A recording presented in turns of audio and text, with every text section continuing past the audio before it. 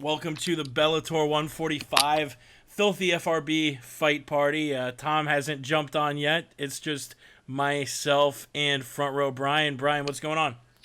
Not much, man. We got a pretty interesting fight to kick this thing off with Bobby Lashley and the legendary James Thompson. Yeah, not many weekends where the Bellator card is legitimately better than the UFC card when they do it on the same weekend, but this is one of them. Like two title fights, a fight with Michael Chandler, a fight we're about to watch with Bobby Lashley. And if you are listening live, or even if you recorded it on the YouTube version, you should see in the bottom right corner a little countdown timer. So if you're watching and you want to sync the fights up with us, you should see right now a little spot that says round one, 5 minutes, and we'll start the timer whenever the Lashley Thompson fight kicks off. Yeah, we have Lashley Thompson. We have Kurt Angle, who's supposed to make an announcement. Maybe Ken Shamrock, who's supposed to make an announcement. I don't know. So, so Jake, let's go into that a little bit and just to reiterate, Tom should be with us in about 45 minutes to an hour. He's at the gym right now. What do we really know about the Kurt Angle situation? So he was on a radio show in St. Louis this morning, and he basically said that he's going to have some sort of announcement. And the radio show host said, "Oh, that means you're going to fight." And he didn't say no, he didn't say yes. And we've been through this song and dance for literally a decade. I mean, when he got fired by Vince McMahon in 2006, he was supposed to come to the UFC to fight Randy Couture. That was the fight. Randy was going to come out of retirement. He was going to fight Kurt Angle, and Angle was going to be paid, $2 million. But he went to TNA because it was, I guess he just felt more comfortable rather than going to the UFC, possibly getting beat, and then that ruining his wrestling gimmick. It would ruin his ability to draw money. So I'm really interested to, why is he providing commentary on this fight? And, is it another tease, or is he going to step in the ring and, cash out? I mean, I think this is his golden parachute, so to speak.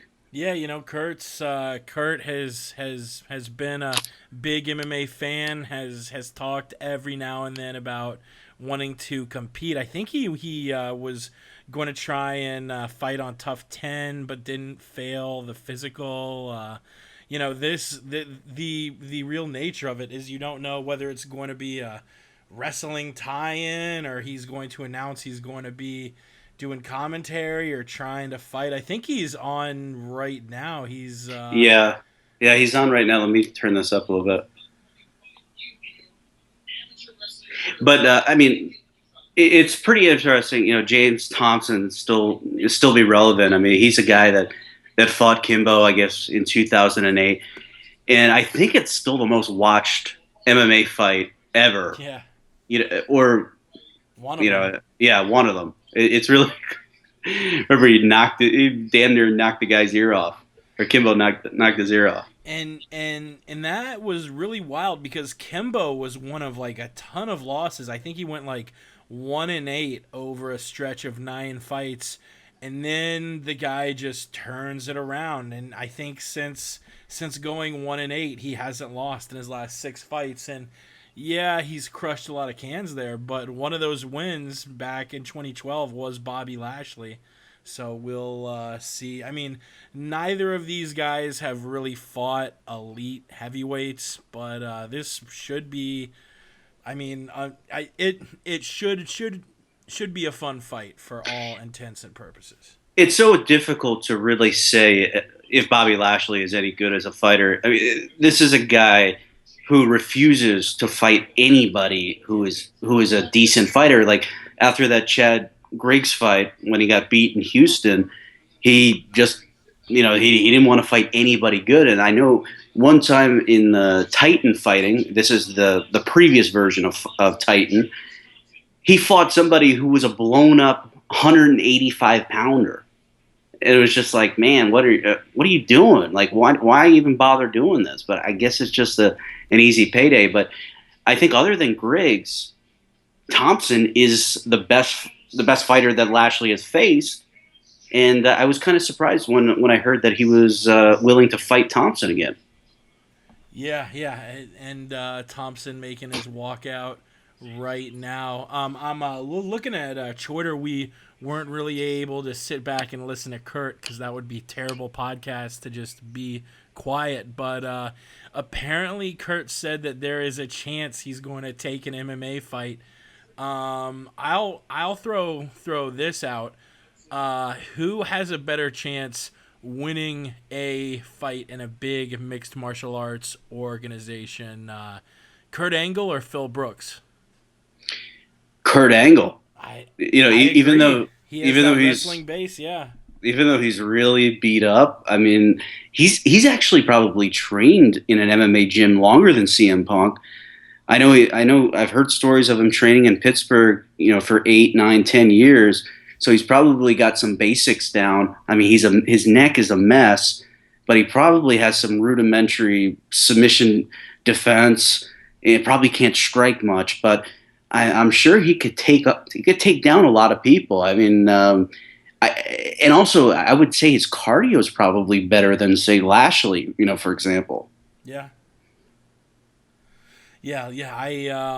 I think if it's Punk or Angle winning a fight, you got to say Angle just because he's got the long decorated record in the Olympics, AMI wrestling, all of that. But I don't know. I sort of don't want to see either guy step in. I think it'll be. I mean, if Angle fights, yeah, they're going to feed him one or two cans, and that will be it. By no means will he be stepping in and challenging for the Bellator strap or anything like that. Yeah, I mean, absolutely. I mean, CM Punk can't beat anybody on the UFC roster. That includes the flyweights. So they're going to have to sign somebody and have him fight, and that's whenever he gets healthy, and if he decides that he still wants to fight, I don't know. Is it going to happen UFC 200? This whole thing just seems so weird. And they signed him, last December, and it just seems so odd. As soon as they signed him, they sent him on this huge media tour, and it just screamed to me like this guy's not going to fight. This guy is here to get promotion, to promote the UFC, and so Dave Schaller has someone to talk to on the road, somebody to talk hockey with. It just, I know he went through the training, but I don't know. Maybe he was just doing that just to, you know, I don't know, live out some sort of fantasy or something that he was a real fighter. But I just don't see anything that this guy is actually wants to fight. Yeah, yeah.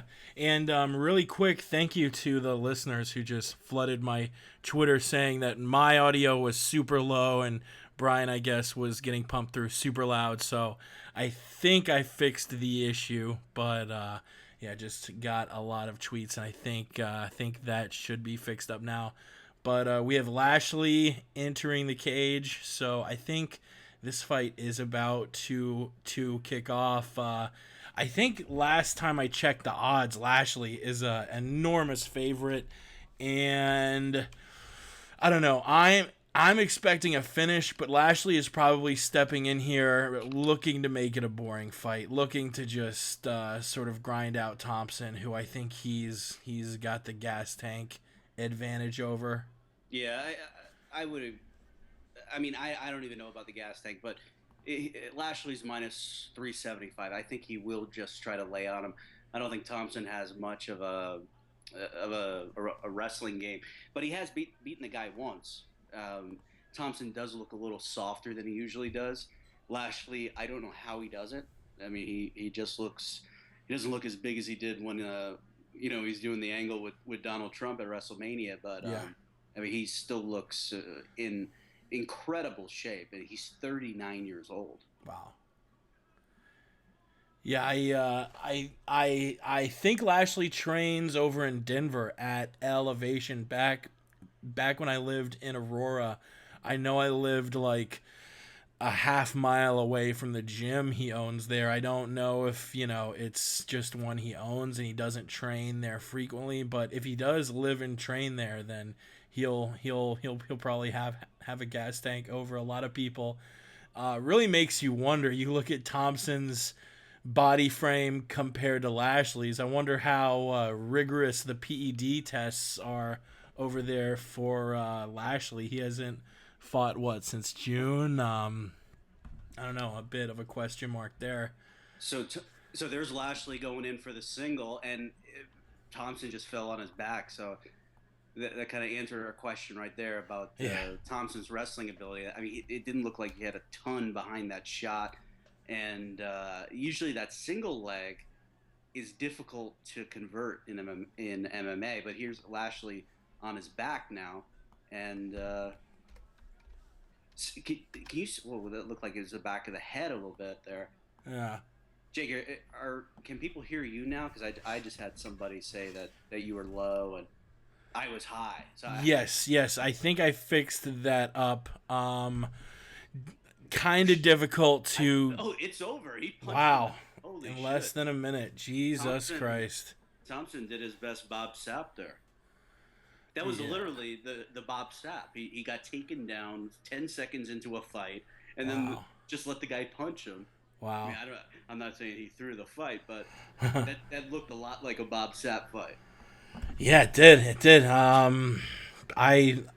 honestly was fucking around with the volume a little bit. Looked down, looked back up, and we were less than a minute in, and the damn fight was over. Jesus Christ.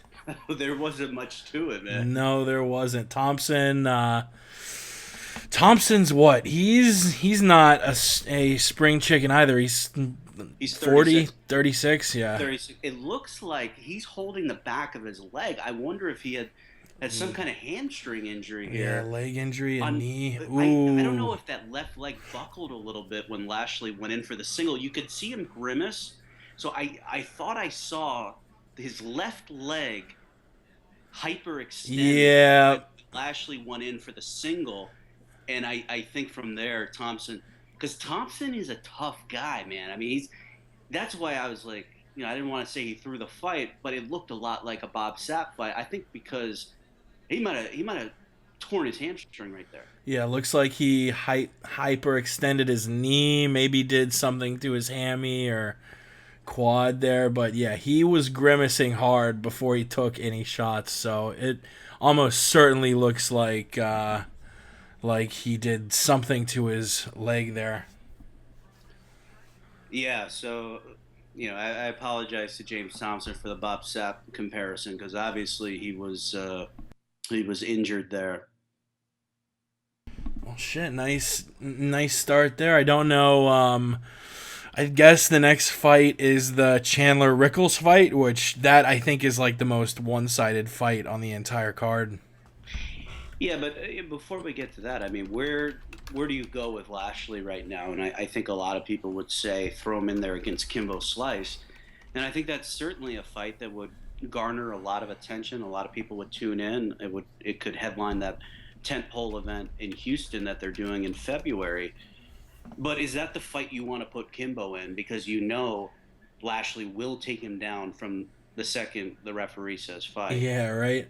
I mean, who else are you going to put Kimbo up against that's going to sell buys? Because he just fought Shamrock in his first Bellator fight, which was kind of a joke. You're not really if you're Scott Coker, you're not really with Kimbo looking at what makes the most sense moving him up the ranks and him eventually getting a title shot. I think it's all about just selling buys and getting the most ratings possible. And there aren't really many guys at heavyweight in Bellator that are going to sell with Kimbo. You have guys like, I mean, I'm looking at the Bellator roster right now, and almost every heavyweight I've never even heard of. I know of Justin Wren, I know Bobby Lashley, I know Minikoff, the current champ, Shamrock, the rest of these guys, Alex Huddleston, Josh Diekman, Augusto Sakai, Dan Charles. No, none of those guys are going to work. I think James Thompson could work. I mean, as long as his leg's not that injured. James Thompson versus Kimbo 2, 8 years in the making from Yeah. from that night in, I believe it was in Newark, New Jersey. Elite XC. Yep. Yeah, which was actually, it was such a shit show. It was so exciting, and you got the Thompson. He's got like a baby coming out of his ear, and I guess I guess nobody ever told him you're supposed to drain, the cauliflower here, but I guess he never got around to it. But I would just hate to waste a Kimbo Slice fight on somebody who will just take him down, because Lashley doesn't want to get hit. It does, even though Kimbo, I mean, what can Kimbo? I guess Kimbo's dangerous to somebody of the skill level of Lashley. What about moving a 205 or up and doing like a catch weight, maybe against a guy like Tito, maybe a rematch against Houston Alexander? Oh God, if that was that might be the most obvious fight in the UFC that screamed fix. In recent, that was just like, why was Houston Alexander like? This is a guy that knocked out Keith Jardine when Keith Jardine was like, he had just hadn't he just beaten Chuck Liddell, or he would go on to beat Chuck Liddell. He was a game fighter. Keith Jardine was a real deal, and he got knocked the fuck out. So Houston Alexander can fight, and that fight looks so weird. Yeah, yeah. He did not look like a fighter, and maybe he just had jitters, which again doesn't make any sense for a guy who had fought in the UFC multiple times before. But there was just something different in the way he fought, and I don't know if you can say anything other than maybe he knew more eyes were on him because it was a Kimbo fight, but man, it looked awfully strange. Yeah, I'm just trying to think of some other names. I mean, I just don't want to see Kimbo get taken down. Shit, I would throw Thompson in there, and I would tell Lashley, we want you to be a champion. We're gonna try to put you in the title picture. Um, turn your audio up a little. What is Angle saying? Let's see. Well, okay, they just pulled the camera off, but I think he's just talking about Lashley saying, "Oh, he's a great fighter. I'm very glad he won. He has a great future." And now they're hugging and all that. so we got our comments section here. Oh God, Let's the comment section last time was a absolute shit show. yeah, but I think it's funny though. So Let's see. We had a lot so of audio stuff. yeah, so one guy goes, "Y'all ain't shit. Keep up the work, fuckers." No Ian McCall. No Ian McCall. Let's you know, I No, I Ian McCall is very welcomed on this show. He I guess I really haven't addressed this. I might have with Tom. Anyway, this is like 8 or 9 years in the making, and he came after me and said some stupid bullshit. So I've been barking back at him for years, but I hadn't said anything about the guy. I think in about 2 years, because I don't even know the last time he fought. So he was on a podcast with the MMA roasted fella Adam Adam Hunter, yeah. Hunter. Yeah, and somehow I came up. And he says he's going to hurt me, or he's going to do something to me. I would just tell him, do what you need to do, bro. That I've never run from anything in my life. So that doesn't Especially a mean flyweight. no, I mean, I understand that his expertise as a mixed martial artist, even though I have weight on him, doesn't mean anything. I mean, he could beat me up if he wanted to, but I'm not going to run from the guy. So if he feels that way, then he'll have to do what he has to do. But the other interesting part about that interview was Ronda Rousey's the girl that carries her luggage. What is her name? Marina Shafir. Marina Shafir. Okay, so she says, "Fuck that guy." Yeah, I God. listened. I'm like, fuck. I was like, I don't want to get into argument because nothing ever positive comes from arguing with women. Heard that. Whether you're married to them or in some type of relationship with them or complete fucking strangers, nothing ever good comes from arguing with them. So I'm going to just leave that alone. It's always strange though when someone you've never spoken of, you don't even really know who they are, just goes, "Yeah, fuck him." Like, bitch, what I do to you? Like, are you serious? I can't lie. It was kind of funny that she knew immediately who I was. It wasn't one of those, who, wait, who? It was like, it was immediate. As soon as McCall mentioned my name, it was, fuck that guy. Speaking of Rhonda's luggage carrier, that's been an interesting narrative the last few weeks. I mean, it has been one terrible story after another, from the whole Travis Brown thing to Rhonda's mom saying she wanted to run over her coach, to her coach filing for bankruptcy, to something I saw people on my Twitter on Wednesday calling Lubegate, or I guess Thursday Lubegate. Yeah. It makes you wonder. She talks all the time about mental focus and this and that. Is she going to be going into the home fight with this cloud over her head? And it kind of makes me wonder. Jake, one of the reasons I'm not excited for that card, I don't know if I'll even see the card. I'll be in Singapore next week Yeah. for Ben Askren's fight. And I'm really looking forward to visiting Singapore and seeing the ONE FC promotion, how they run things. But Ronda's fight in Australia, I mean, they're talking about 70,000 fans. I mean, if they had sold anything close to that, they would have put out a press release saying Ronda sells out, breaks the biggest MMA record, bigger than GSP in Toronto or this or that. They haven't come out with that, so Mm-mm. I don't know how it's doing, but GSP did what, 55 in Toronto against yeah, Shields? yeah, 55, 56,000, sure. And that was another one of those events where it was the people were waiting for that event for many years. Now in Melbourne, they've been waiting for this event probably for a decade. They had to get this law overturned Yeah. where you could only do MMA in a ring because I guess a ring is more civilized than a cage. I guess the look of it, I guess to some people, but they were able to get the law changed. But this is a fight that, I really don't know I know there's a ton of mainstream attention about this fight just because it's Ronda, but I don't know. Are people going to buy this? Is this? I mean, I'm not looking forward to it because it's a horrible card. It's a bunch of people I've never heard of, and you got a co-main event, another champion that's being force fed, this Polish girl, Mm-hmm. and being totally forced down our throat.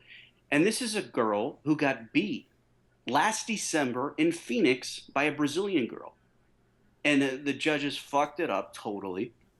And they're talking about this girl like she's a prime Chuck Liddell, Joanna Jędrzejczyk, and everybody is following along because she beat up Jessica Panay on an internet stream. Jessica Panay is a good fighter. She's actually dating a good friend, one of Chael's best friends, a guy that I know named Daryl, who is a wrestling coach for a bunch of guys in Southern California, including Jake Ellenberger. So I don't mean to insult Jessica Panay, but she's not a very good fighter, and so she got boxed up by Joanna, and the other girl Carla got boxed up, and now we're talking about her like the 115-pound Ronda Rousey, and that's the co-main event. That's an event that would be on a broken internet stream on Invicta, 18 months ago, and they're trying to throw this shit together, you know, put this shit in a bag but tell you it's gold. So I say keep it. Yeah, this is one of those few events where you might actually have the casual fan, the casual sports fan who knows a little bit about MMA. They'll be paying more attention to it than the hardcore fans, because the hardcore fans know. I mean, this is the first card since I've followed the sport where the main and co-main are both so one-sided that both of the favorites, I think, are greater than a minus 1,000 on the sports books, which basically means they're more than 10 to 1 favorites, which is insane. Yeah, it is. I mean, I even said, I forget what show I was on. Maybe it was my own, but I said that Betch at, I think she was plus 1,200 or plus 1,300. I said, that's not even close. Ronda should be like 50 to 1. This Betch is I terrible. think Bitch versus Ronda was the most one-sided fight the UFC has probably seen since like UFC 2. Yeah, I mean, I told everyone who would listen how bad Betch is. She's terrible. 4 years ago, she had never even trained MMA. She was studying to be an accountant. I mean, in Brazil, that's like training to be a cashier at Taco Bell in this country. And we're supposed to believe that she's a tough fighter, and because Ronda Rousey face planted her in 34 seconds, that this is, we were supposed to be so impressed. I walked away from that pay per view saying, I'm glad I fucking streamed it. She has a vertical jump of about like 4 inches. Yeah, it was one of the biggest head scratcher fights. And if you're Misha Tate, you have to be pulling your hair out. You have 4 back-to-back wins against legit women. The last one being a pretty one-sided fight against Jessica I. And you have Betch get a title shot for the only reason she got a title shot was the talking she did, and now Holm gets a title shot. Holm, I think she beat Rocky Pennington by split decision, and then beat Marion Renault via unanimous, and now she's getting a title shot. So now Misha is going on the MMA Hour saying she's thinking about hanging up her gloves, and I don't blame her, honestly. Yeah, but one of the things, Jake, she started talking a lot, and I'm very sympathetic to Misha's case here. She started talking about how she has all these other opportunities outside of MMA. What Misha needs to understand, and I hope her management is telling her this, that those opportunities exist because of the UFC platform. She needs a UFC platform or a Viacom platform to continue to get these gigs where she's signing autographs and getting $10,000 and then flying back home, getting 10 grand for 6 hours of work. Those types of gigs don't exist unless she's on national TV. So, and the other thing she said, oh, I'll just go work for Fox. Well, guess what? If she's basically called the UFC out, if she takes her ball and goes home because she's not getting the title shot, Fox will not employ her. Fox is another wing of the UFC. They do Yeah. anything the UFC says, Fox will do. With there's some exceptions. They'll fight and they'll compromise on certain things, but she's not going to be able to walk away from the UFC and say things about them and then walk right into a great position with Fox. That's not happening. So I hope she understands that, but I certainly understand why she's upset, because she should be upset. She was fucking lied to, and they didn't have the courtesy. Sean Shelby, who I like, who is a good guy, and I think this goes above his head, so I don't think he should be getting heat for this. It's fucking Dana White and Lorenzo didn't have the courtesy to pick up the fucking phone and say, Misha, we decided to go in another direction because for this, this, and this reason. And And now they'll say, oh, we couldn't tell her because it would have leaked. Well, there are things that you do for human decency. You pick up a fucking uh, phone and you call them. That's what adults do. Adults communicate, and they didn't do it. Yeah, and this isn't a one-time thing. We've heard so many fighters say, "Oh yeah, I found out I got a fight, or I found out I didn't get a fight because I was on Twitter and journalists started tweeting about it." Like, wow. And the whole, yeah, if we told you it would leak thing. how? If you're just telling me, do you think I'm going to leak it? How does that science work? I don't know. It's Misha. Plus, then she starts tweeting at fans the amount of money she made off of recent fights, saying she only got paid. I think she said she got paid 150,000 for that recent No, no, Fox no, card. no. She said she got paid less than 150,000. So, I Jesus. mean, that could mean that she probably made. I think she's in the 45 and 45 to 50 and 50 range.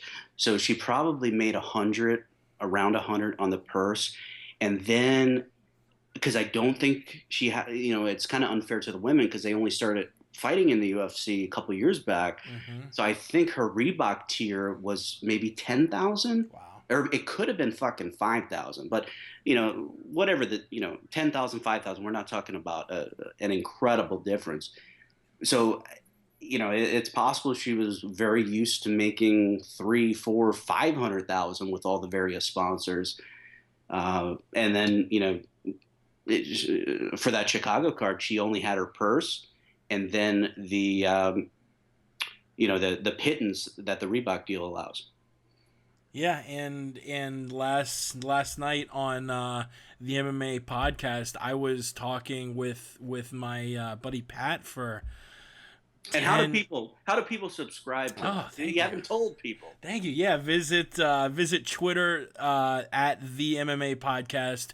We do have the MMA podcast.com, but I'll admit that I've been absolutely terrible keeping that site up to date. Although you can still click the links at the top of the MMA podcast.com to find us on iTunes, SoundCloud, and YouTube, just like you can go to FRBshow.com and find links. But Pat and I were talking. This year has been pretty much nothing but story after story after story about how the UFC is not treating fighters correctly, namely the Reebok thing.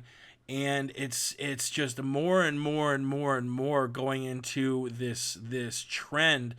And I'm wondering, if you would have asked me a year or two ago if the UFC could lose their stranglehold on the sport like the NFL has with football, the MLB has with baseball, etc., I would say no way. But now I'm thinking more and more the UFC might be slowly losing that grasp, that monopoly that they have on the sport of mixed martial arts. It's crazy. Yeah, let's hope so. Because the way that they're presenting the sport has gotten so stale, and the way that these stars are just forced down our throats, and I'm not. I'm really not enjoying it. And one of the reasons I wanted to do this show was in a small way to help promote an alternative. Not that I have the biggest audience. It's not like it's Ariel doing this Yeah. show, but to throw some attention onto Bellator, and then the other reason being that tomorrow night I'm going to be busy watching Alabama and LSU, and I might be a little too gimmicked out to make any sense. So I thought maybe doing it on Friday night might be a better idea. But Bama, Bama versus LSU is going to be a hell of a game too. Oh my god. yeah, yeah, But yeah, you have the UFC pushing guys like Sage Northcutt, and we hear just more and more and more Sage, while there are guys in the same division, Ally Aquina, Kevin Lee, Michael Johnson, that get absolutely zero play. And it's like, really? You're going to give the guy who has a six pack and spiky hair play because he has a six pack and spiky hair, but talk pretty much. I mean, when is the last time we've heard about? I mean, any of these rising guys, even up as high as Nurmagomedov. Yeah, he hasn't fought in a while, but you just, I mean, it's fucking terrible, man. yeah. And not to cut you off, but I just wanted to get back a little bit to the fights here Yeah. because Rickles is he's made his entrance here. So just Rickles 16-3-1 has a no contest to Uber driver, John Alessio, a new new Uber driver, and I know some people are giving him shit about that, but I mean, I don't know. I mean, you probably make more money doing that than being a low level MMA fighter. I don't know. Uber's paying him more than Reebok would if he was in the UFC. Yeah. So, I mean, Rickles is one of these guys who can be a kind of a staple of the mid card scene in Bellator. I know that's Thomas said something along those lines, and that he's a fan of him. Michael Chandler, he's coming off a win against what is it, Campos? What's the guy's name? Campos, Derek Campos. Derek Campos. Prior to that, he lost three in a row and had a lot of people questioning what his future was going to look like. Yeah, he did lose 3 straight, but 2 of those were split decision losses, and the 2 guys he fought in Alvarez, Brooks, and Brooks. Alvarez and Brooks are motherfuckers, especially Brooks. We're going to see Brooks, I think, in the fight after this, which we'll talk about, I guess, the scuffle a little bit later on in the show between him and Pitbull. But Chandler's losses, none of them have been to fighters who aren't absolute beasts. So, Jake, this is actually a rematch, right, from July 2013? Yeah, of the 4 fights we're going to be watching, 3 of them are rematches. The only one that's not is Held versus Brooks. And the main event is actually a trilogy fight. I can't wait for that fight. That's going to be, oh my God. Yeah, there's a lot of heat. Yeah. I guess we'll go into the story. I'm sure people have read about it, but we'll go more into because Brooks and Strauss are training Teammates, partners. Yeah, so I guess it's one side's got a story, the other's got a story. I think both of them might want to just be quiet for a while, and so the cops. I mean, you start throwing down in public in a hotel lobby. Yeah. That's when the cops kind of have to get involved. I was worried that one or maybe both of these fights would be pulled, but luckily Brooks and Pitbull are both going to be able to fight here, and it looks like Chandler Rickles should be starting soon. We'll do the tail of the tape. I started the countdown timer a little late for that Thompson Lashley fight, so I'll make sure to start off on time this time around.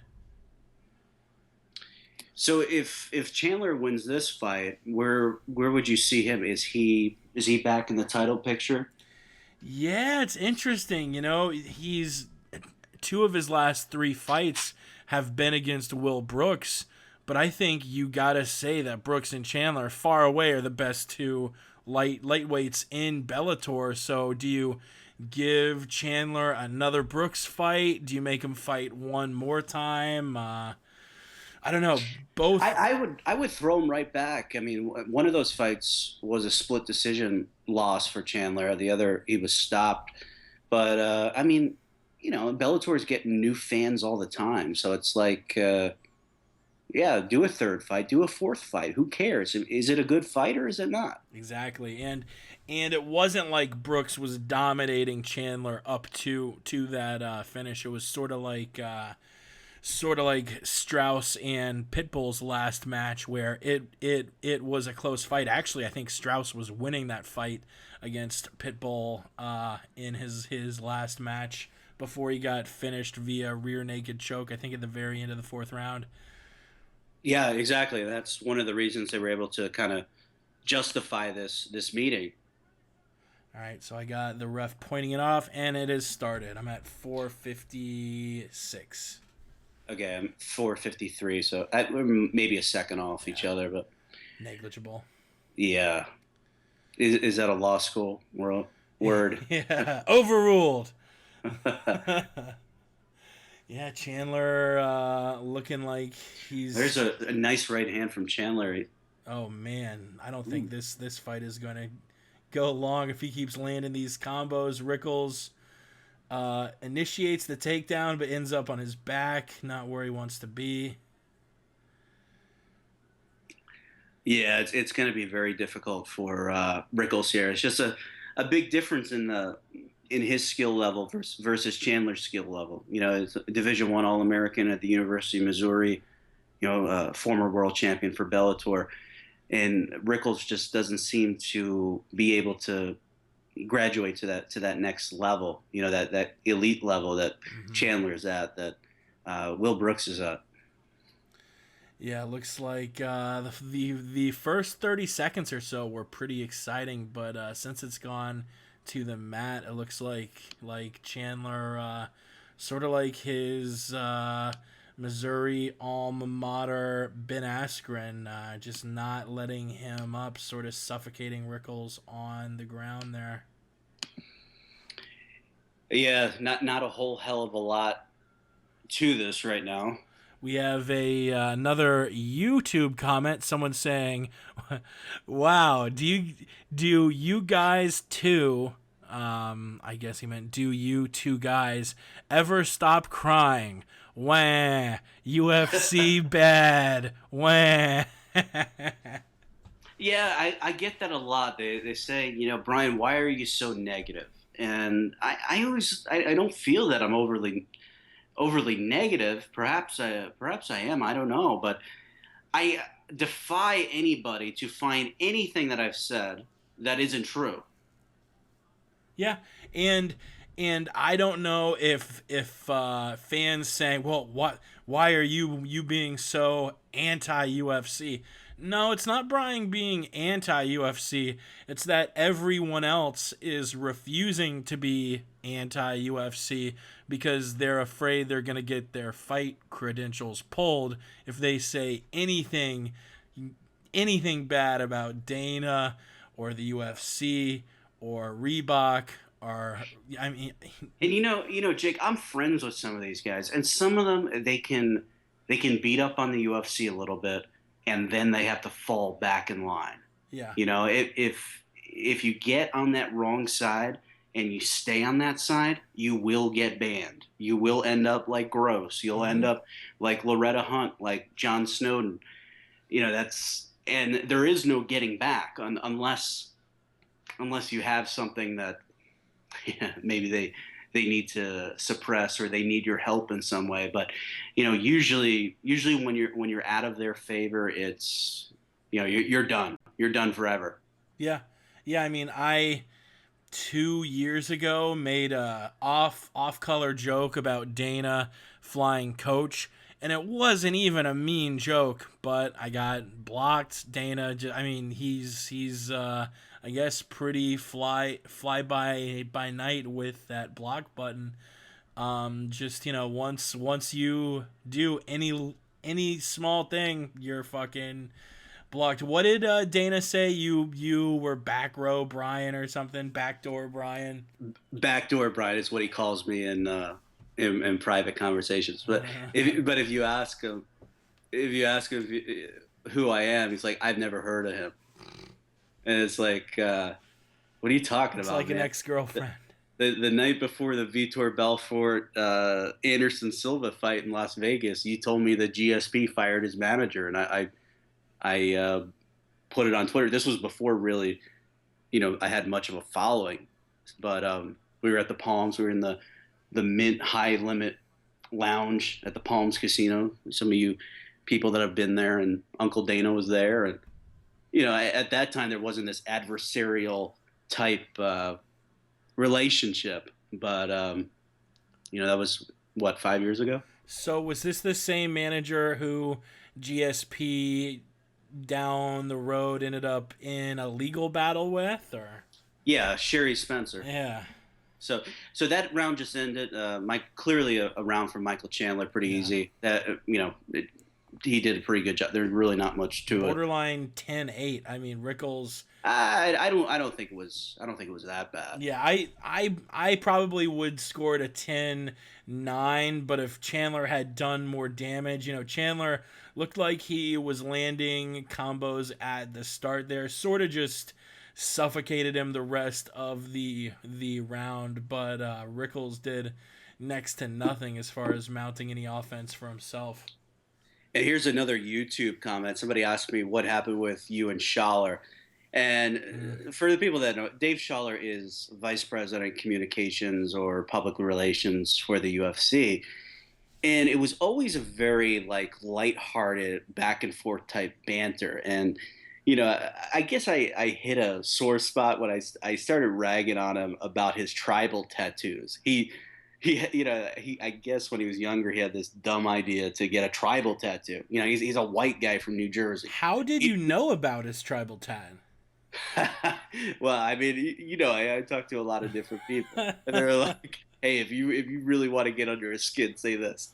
Oh my god. So, yeah, it started out like really innocently, like not even bad, like no like ill will towards the No, guy. I would see you all like having fake fights about Bud Light and Coors Light. It seemed like honestly, when I first saw the tribal tat joke, I just thought it was the two of you sort of poking fun at one another like you always do. Yeah, and I always thought it was like that, and then he started like saying some stuff. Chandler with the takedown there, Yeah, more of uh, the same. yeah, more of the same. Then he started saying some stuff that wasn't true, and I was like, all right, well, if you wanna start saying bullshit, then I'll start talking truth.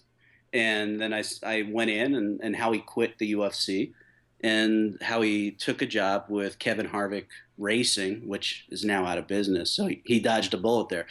But the UFC wanted him back, so he came back and they gave him he was a director, and then they made him a vice president. So they wanted him back.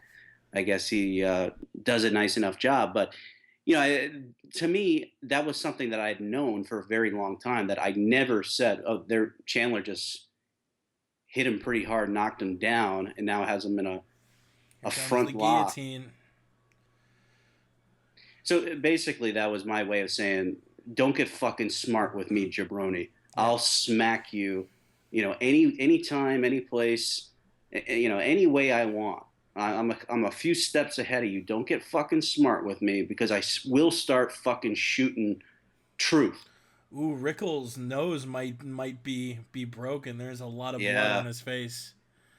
Chandler tried to crank in the guillotine. Oh, Rickles turned out of it. they gotta think about stopping this. It's Chandler is just unloading on Rickles. Rickles trying to stand up. Chandler relocking in the guillotine. Looks like Rickles might be able to turn out of it again like he did last time. yeah, that Just that blood. If things slow down here, I could see the referee wanting to take a look at the. that's not a drip. Blood is pouring out of his Yeah. nose. Oh my god. Chandler following Yeah. up with more strikes. Gonna started to try and take the RNC. Rickles just absolutely nothing. I mean, Jesus Christ, if Yeah. Rickles can make it to the corner, this is a 10-8, maybe a 10-7. This is one of those situations when guys are just too tough for their own good. Yeah, When you should probably just let the guy take a submission. I mean, the referee should call it. He there it thankfully he is. did. Yep, Yeah, 159. yeah. So really impressive win. Wow. Much of the same from Michael Chandler as we saw in the first fight against Rickles here, but not a lot that can be said. Yeah, I mean, It was a one-sided pounding. yeah, that was not even close. I'm looking at the rankings here. Man, you have a fight between Josh Thompson and Pablo Villaseca. Do you maybe? I mean, Josh will probably win that. Do you make maybe Brooks? Maybe after he defends his belt against Held, it would make sense for them to make a super fight between Pitbull and Brooks, especially after this dust up in the hotel. Do you maybe make Josh Thompson versus Michael Chandler for a title shot next? Hmm. I'm always for building multiple title contenders rather than eliminating one. Yeah. And I know they spent quite a bit of money on Josh Thompson, and he's a Scott Coker guy, a Strike Force guy. And man, he has been booked against some total jobbers. I mean, he is getting booked perfect. So I he'll win this fight in December, and maybe you throw him another jobber, and you have him as a title contender. I don't know if you because I think Chandler would beat him at this stage of his career. Chandler's 29 years old. Thompson is probably I 36. think so too. So to me, I would like to keep Thompson strong. I put him in there against another jobber, just like the last bum, and then the bum he's fighting in December. Maybe throw him a fight in next March or something, February or March, and keep building him, keep him strong. So his losing skid in the UFC is a very distant memory. Yeah, I'm scrolling down, just looking at all these ranked Bellator lightweights. Sadawad, But who just but got beaten Jake. I by. mean, Benson Henderson could be coming. I mean, Ooh, when I say could be coming, it's like, yeah, he's probably coming. yeah, You damn. know, he's got one fight left on his deal, and I know he's thought about 170, which he's fought at. And he beat Thatch, right, from Denver. Yeah, He beat him. So I mean, he can definitely fight at 70, but I think if he can get down to 55, I think that is the best place for him to be. So the 55 division in Bellator could get pretty interesting. yeah. You have Melvin Gillard, Brandon Gertz, the other Pitbull brother, Dave Jansen, who recently lost to Will Brooks. Actually, I was talking about how weak the heavies were in Bellator, but the lightweights aren't necessarily too shabby when you're looking at Bellator's stable there. Yeah, I'm just reading Twitter here. I got Jason Floyd, who is probably knows Bellator better than anybody in the media. He's saying if Josh Thompson wins next month, Bellator should book Chandler versus Thompson in a number one contenders fight. That's perfectly plausible. It makes sense. Uh, I just think maybe trying to keep those guys apart so you don't kill one guy. Build up both of them going towards the title. I Hmm. think that's the argument against that. Yeah, we have some YouTube comments too. Not staying on topic like Twitter, but someone says FRB, you are in the know. What's up with Helwani versus Ben Folks? I don't know anything about this. Is there a feud going on there? I don't know anything about that. I know Ariel and Ariel's and I have had a kind of a I don't know what you call it. I mean, he called me up out of the blue and said, "Hey, I don't understand, why we have this adversarial type relationship." And so I have a lot of respect for him now. To call up somebody, out of the blue and basically say, what is going on here? I mean, where are we going with this? And I saw his point with it, and so I do know Ariel can be very sensitive. So it is possible, that somebody said something and he took offense to it. But I have no knowledge. I mean, maybe they can give me more context or what was said, But I do know Ariel can get sensitive. Yeah, I've no idea either. Yeah, just looking ahead to this lightweight title fight with Brooks and Held.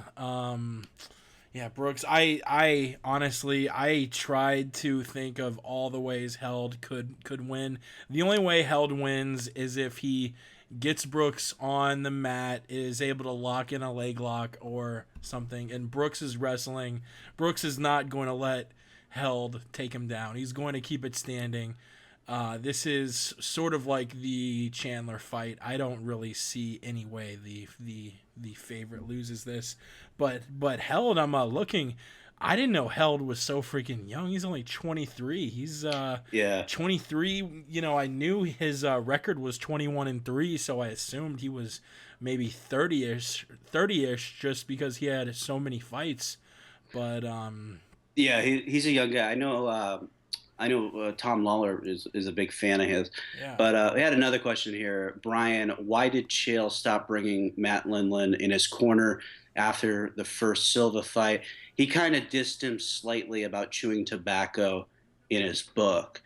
So after that fight, in the aftermath of getting popped for the disclosure issue about TRT, Chael decided to change management. And Matt, when Anderson and Chael fought for the first time, Matt was his manager and was his manager for a number of years. And there's still a close relationship there. There's not a business relationship, and so he left Matt as a manager, and then he also found a new gym, and he started working with a guy named Scott McQuarrie. He continued to work with Clayton Hires. Jamie Huey came on board. He's a protege of Clayton Hires. Shout out to the living legend. Yeah. So you know, there was some, there's several things. I mean, Chael has known Matt since Chael was in high school, and Matt was a star wrestler. Chael looked up to him, still does, and the stories about Matt Lindland are just incredible. They're like, these stories can't be true, but they are. Some of them I can't even really repeat because it kind of incriminates Matt Lindland, for being the tough as nails guy that he is. So it was basically one of those things with the disclosure of the testosterone, and Matt as manager just was not working for Chael. And I think a lot of people don't know, Chael was not a full-time fighter until after the first Anderson fight. I mean, he had a regular job. This was just something that, he did because he loved doing it. He wasn't making a lot of money. And I think when he was on the small time, shows, or, fighting for Bodog or whatever, having Matt handle his affairs was fine. And then when things started to get a little bit more complicated, the media obligations, talking to the commissions about the testosterone replacement therapy, he needed the management that was going to be able to meet those needs. So he went over to MMA Inc. on the recommendation of Uriah Faber, who is a part owner in that company. So it was just one of those things where, not a lot of ill will. I mean, those guys still talk. They still hang out. Chael speaks about him in glowing terms, but it just wasn't. It wasn't a good situation. At that point in Chael's career, Matt just couldn't help him anymore, and Matt took offense to it. There was a period there where Matt was upset, that he wasn't chosen to be a coach on The Ultimate Fighter against John Jones. So there was some ill will there, but one thing, Chael is very, very loyal. So it wasn't a tough decision to move away from Matt, but it was basically time. So I know that's a very long answer, and it could probably be its own podcast, and I'm sure he'll talk about it more. But as somebody who lived through it and was around it during the time, that's probably the best explanation that I could give you. Speaking of ill will, we should get back to the co-main event, Brooks versus Held, but not necessarily the fight. I want to talk about that dust up because it was I think this happened Thursday, where out of nowhere Brooks tweets a picture of like a bloody shirt and says, "I was talking to my mom in the lobby, and all of a sudden the Frieri brothers come up and jump me and are punching me, and he has this bloody gray shirt." Then I don't know which brother tweeted. I assume it was the one fighting tonight, who says, "No, no, no, we didn't start it. He started it. He comes at us, and we were just defending ourselves." First of all, I was seeing a lot of discussion on Twitter. A lot of fans thinking that it was a work and not necessarily a real story. I thought it was a real story just because of the blood, and if it's fake, hats off to Coker or whoever masterminded this. Well, maybe he gigged them. Yeah. He gigged himself, Yeah. I the hard mean, way. I mean, you think this was real on a shoot, right? Are you on the Ramses bandwagon that all of this was a work? I haven't read enough. I want to see the different accounts of it, because I know, just because of the language issue, I know that people are automatically going to jump on Brooks' side. But it does seem really suspicious to me that both Pitbull brothers were involved.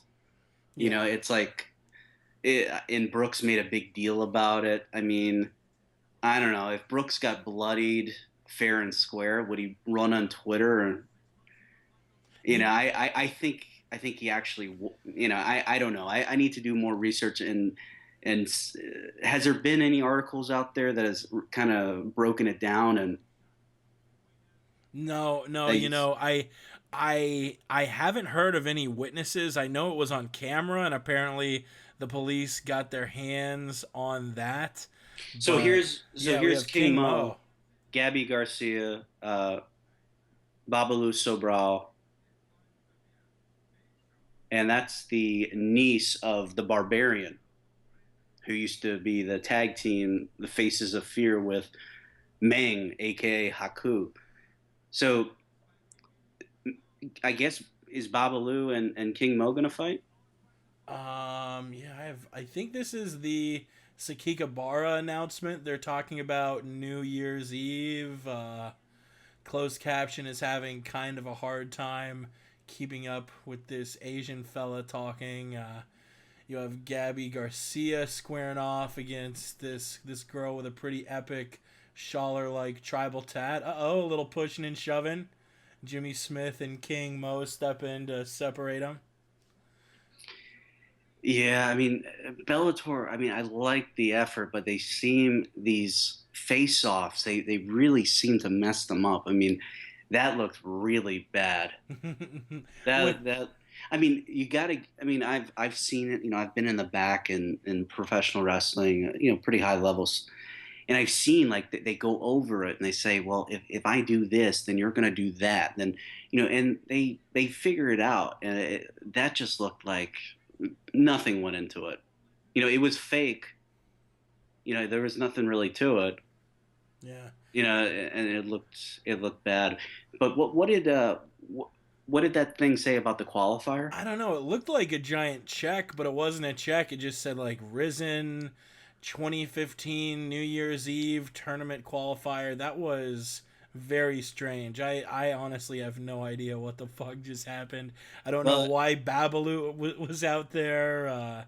it looks like King Mo is in that open weight Grand Prix that they're doing. That's Yeah. starting on December 29th, and then they'll do the finals on the 31st. I mean, that's Is that going to be a tie-in with the Fedor Sakikabara event they do? Because I know that is going to be another New Year's Eve Spike thing that's somehow tied in with Bellator. I don't know. It's starting to get a little convoluted, I think. yeah. I mean, no, that is for Ryzen Fighting Federation. That's not Bellator. It's for Ryzen. So King Mo will be in that heavyweight Grand Prix. I think there's 8 guys. It starts on the 29th, and then the finals are on the 31st. But I don't know if that event on the 29th is also going to be showed on Spike. Yeah. But they're both events being produced by Saki Kabara. Yeah. His Fedor's or yeah, his opponent Jaideep Singh got pulled, right? Or was it just rumored? I heard he got pulled out, and I think Tim Kennedy a few days ago tweeted out that he wants to fight him, and he's weighing like 220 or something. Well, I mean, first of all, Tim Kennedy says a lot of things, and Yeah, most of it is complete bullshit. He has a valid contract with the UFC. He's not going anywhere. yeah, So that's definitely, I mean, Vanderlei can't even get out of this contract. Never mind Tim Kennedy. yeah. So it might be that Indian kickboxer because apparently he is a well-known commodity in Japan. He lives in Japan. Whereas, in this country, I had to Google the guy. I mean, I think what is he 1-1 in MMA? I think so. Yeah. Yeah, I mean, I don't know. I know Bellator. They're trying to promote this Ryzen Fighting Federation. This just seems like an epic disaster. Yeah, you have Bellator going, you have Ryzen going, you have Kikabara going. You have these weird tie-ins with TNA. It just seems like they're trying to put their fingers in way too many pots here.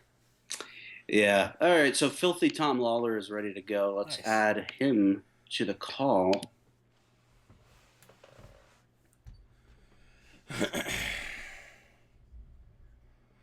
Yeah, we're You still there, Jake? yeah. Okay. I fucked that call up. So let me. I was just mentioning that currently on Spike they're showing a little pre-fight hype video for Held versus Brooks. I think we're calling up Tom and now. Tom, are you with us? Tom, are you with us? Boom! I am live in action. Filthy Tom Lawlor is with us. Yeah, I think they know that they're listening. Yeah. So what do you know? So Tom, what do you know about this thing with Will Brooks and the Pitbull brothers? Is it a work? Is it a Dust shoot? From what I understand, it's a shoot. It looked like there was some blood. Now, there's a discrepancy between the two stories. With Will Brooks saying that basically the Pitbull brothers jumped him, and their story is different. Now, I did see, recently or not too long in the past, Will Brooks said that if the Pitbull brothers got near him, he was gonna like slap him in the face. We, did one of those things like, "Oh, that's real talk" or something, So who knows? Maybe he got close to him and he kept up his word. Now, Brian, are you aware there's some sort of heat between Will Brooks and Meltzer? No, what happened?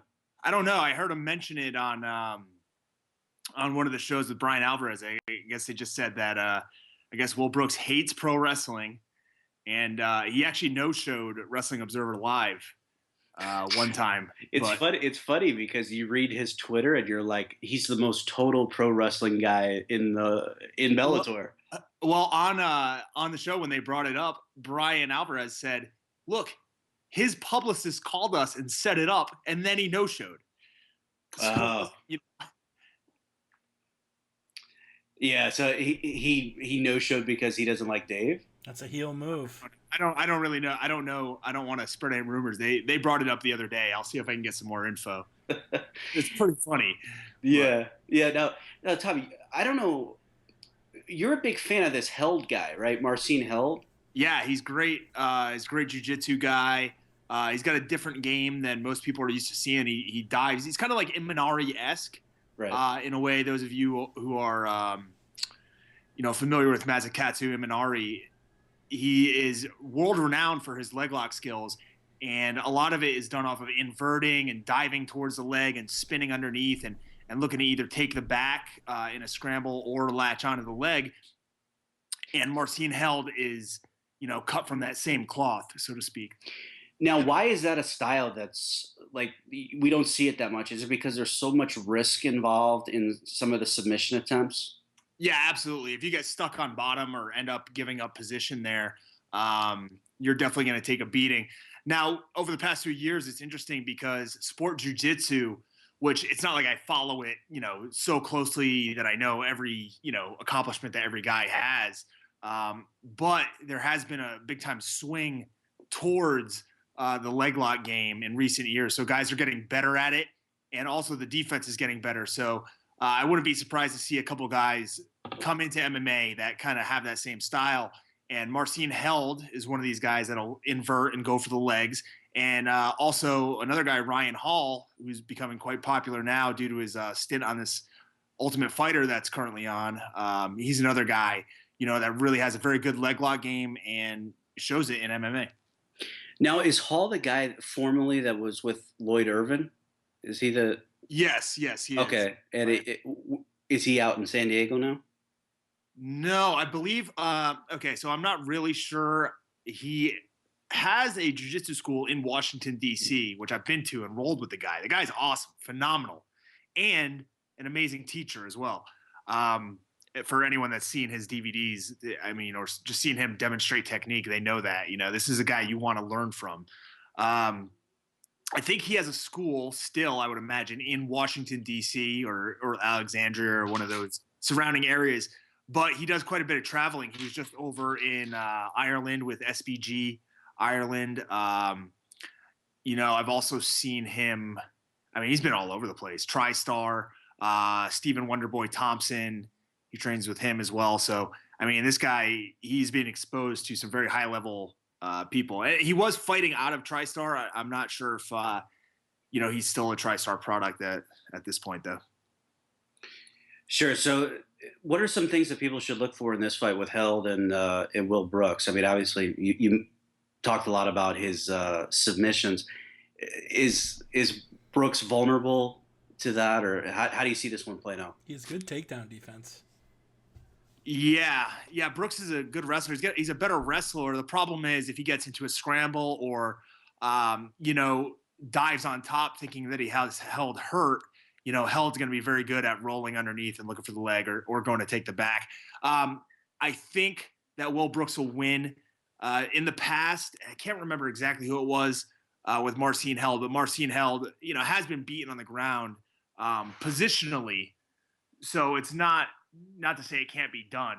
I think he lost to Dave Jansen and Mike Chandler are his two Bellator. Yeah, I believe it was Dave Jansen just kind of like, ragdolled him, kind of rode him around. And that was earlier on in Held's career. That was probably 4 or 5 years ago, actually. So yeah, he developed quite a bit. And he's a guy that spent a lot of time in Brazil. So I believe, he's Polish? Polish, 23 years old. Yeah, he's Polish, but he's done a lot of training in Brazil. And actually, Poland is probably the top European country when it comes to BJJ competitors. So you're telling me that it's not like Greece? No. Remember, what fighter? Yeah, what fighter was that they said he's the two-time Greek? It's Anthony Christodoulou. Yeah, they were playing that up, man. Man, he sucks. He should not. He should never have been in the UFC. That guy's terrible. I felt so bad.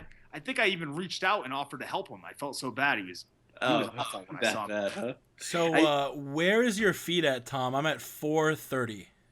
Yeah, I'm right behind you. Cool.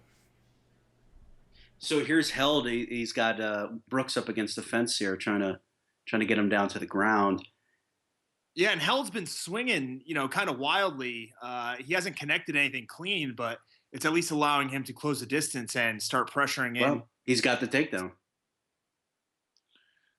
Yep. And that's a move that we don't see, enough in MMA, I think, especially with the cage to someone has their back on the cage. You can kind of step over the leg that is furthest away from the cage and drag it out. And we just saw Held do that. I've seen a couple other guys, namely Demian Maia, implements that very well. So no surprise that Held is exposed to that same technique, seeing as all the time he spent in Brazil. So, Tom, when one of these guys have you up against the cage, and you're trying to defend the takedown, yeah. You're using the fence at least, partially to help you, but what else are you doing positionally to stay on your feet?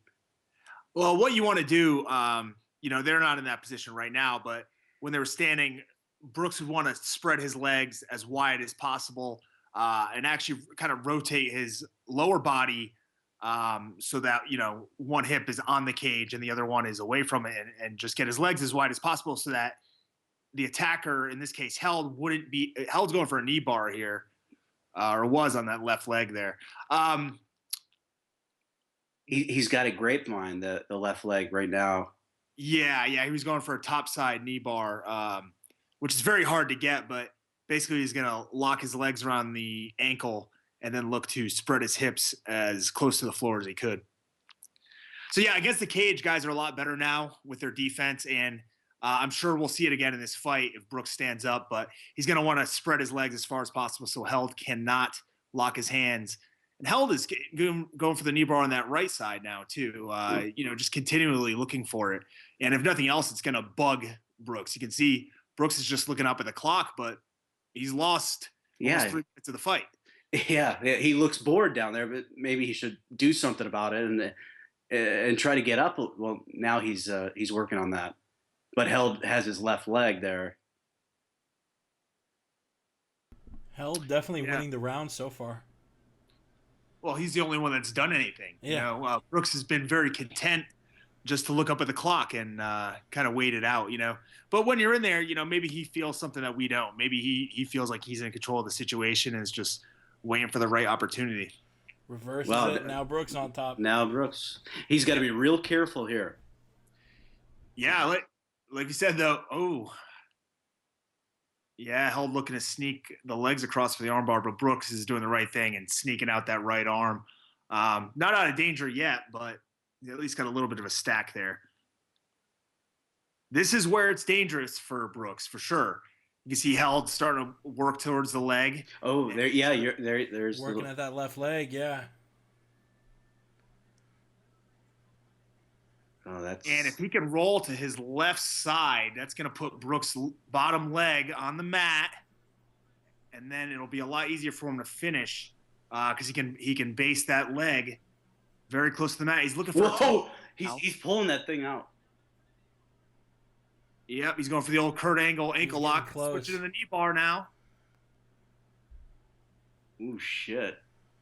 He's kind of off in the angle right now. You can see his hips are facing the side, but it's very easy to switch back into position. Oh. Do you think he was in danger there, Tom? Oh, absolutely. Yeah. Absolutely in danger of that knee bar and the toe hold. Eating some ground and pound on the bottom. But, the good thing here is Held's going to be in a bad position, but I think he's won the round. I think he's definitely won the round. Yeah. I think, yeah. I mean, you definitely have to give him the round, even though it didn't end that well for Held here. But the takedown and controlling him for 2.5 minutes plus the is that a bootleg Gareth Davies in the front row behind the corner post there? Maybe we'll get another. I didn't. Were you able to see Lashley and the highlights from Lashley and Thompson? No, I wasn't. I actually had to, Brian. I had to go buy a coaxial cable in order to set up the TV to watch this show. Apparently, the last tenant in this room left with the coaxial cable. So, thief. Yeah, because they're so hard to find and very sought after. There's a big resale market. Yeah, who would bring that? Yeah. Probably just left with it attached to their TV. Yeah, Lashley sprung for a single against Thompson, and it looked like Thompson's maybe his left or his right knee got. Oh wait, no, it was his left knee got like hyperextended. It's sort of instead of going back under him, it went forward, and Lashley, all of his weight went on the knee. It looked like some sort of leg injury because he was grimacing and hurting before Lashley was even able to get a strike in. Second round kicking off. Yeah. So Brooks is on it. Brooks is walking him down and throwing some hands.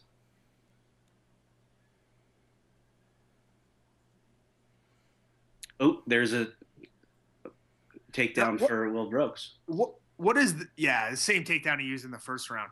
What is the name of the new commentator that Bellator has?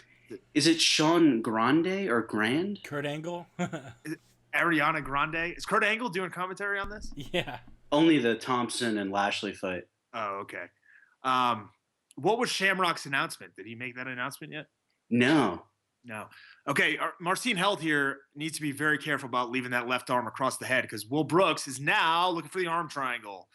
And, okay, so Held's able to fight out and get him back in the full guard. So very dangerous position, even in full guard here for Will Brooks with Held underneath him. You can see Held is holding onto the leg and trying to sneak his legs up higher and use the right leg to off-balance Will Brooks, kind of take him towards his head and towards his shoulders to set up the sweep or the armbar. This is a move that Vinny Magalhaes does very well, probably better than almost anybody in the world. So very familiar with that waiter sweep, and beautiful transition into a triangle attempt by Held as well. So that's called the waiter sweep. Yeah. Well, no, he didn't go for the waiter sweep. Oh, okay, but that's Vinny's specialty, one of his specialties. I'm sorry, if I said waiter sweep, I meant the flower sweep. Flowers, I got you. Flower sweep. So where is this Gareth Davis? Where is he at? He's not there, but it's a bootleg version. I'll show you. I'll tell you when he's on again. Yeah. He's on just to the right of the corner post from one of the camera angles. There's a lot of bootleg guys they have here in the crowd. Let's see. Who's that guy? Huh? I'll figure it out as we go. Yeah. Is that Tito I see there in the crowd as well? I think Tito is there. Yeah, he was. And Gabby Garcia paying very close attention to her phone. Yeah, I don't know if you had the TV on 20 minutes ago. She's going to be fighting the niece of the Barbarian from the Dungeon of Doom. Yeah, Lady Tapa. No, I wasn't watching TNA during the time period that she was on. Can she wrestle? Or? I mean, she can get in there. Well, I mean, because she wrestle well, that's a different. I mean, she's not. She's Nia Jax, basically, from what I remember. Yeah, Nia Jax is big, huh? Yeah, Will Brooks setting up an arm triangle here from inside the half guard of Marcin Held. What does he have to do? Get out of the half guard? Not even necessarily. It depends on where the pressure is. It looks like his shoulder pressure is kind of up on Held's chin. And, I would expect Held to be able to defend here, but Will Brooks is no slouch. And he's got that head kind of torqued at a bad angle where he might be able to get a neck crank. Will Brooks is trying to sneak out that left leg and get across. But Held actually moves him in a mount, which is a harder position to finish the arm triangle from, but does open up, some striking opportunities. It looks like Brooks is almost trying to wedge his head and arm up against the cage there.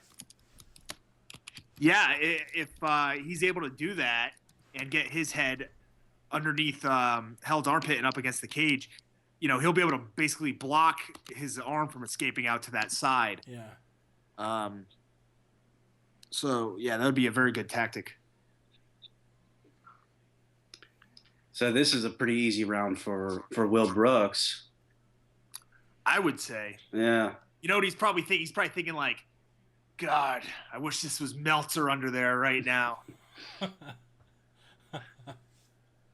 Although, he might not dislike Dave. I mean, Brooks says a lot of shit. Like, I read it, I'm like, no, dude, you're not even close. Like, he's upset. Like, some of the newer guys in Bellator are getting more attention. I'm like, you've main evented every card you've been on this year. Like, what are you talking about? Yeah, well, and he's on Rustam Kabalov's bad side as well. Who is what? Oh, who is that? It's a guy that.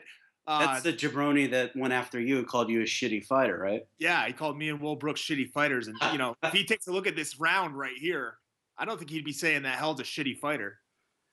Yeah, Rustam the Tiger, he calls himself? Yeah. Yeah. Well, I'm sure somebody else calls him that as well, but. Yeah, one or two people. Yeah, when he called you, he had like. He shared you like you have one name. It's like it's TOMLAUULE.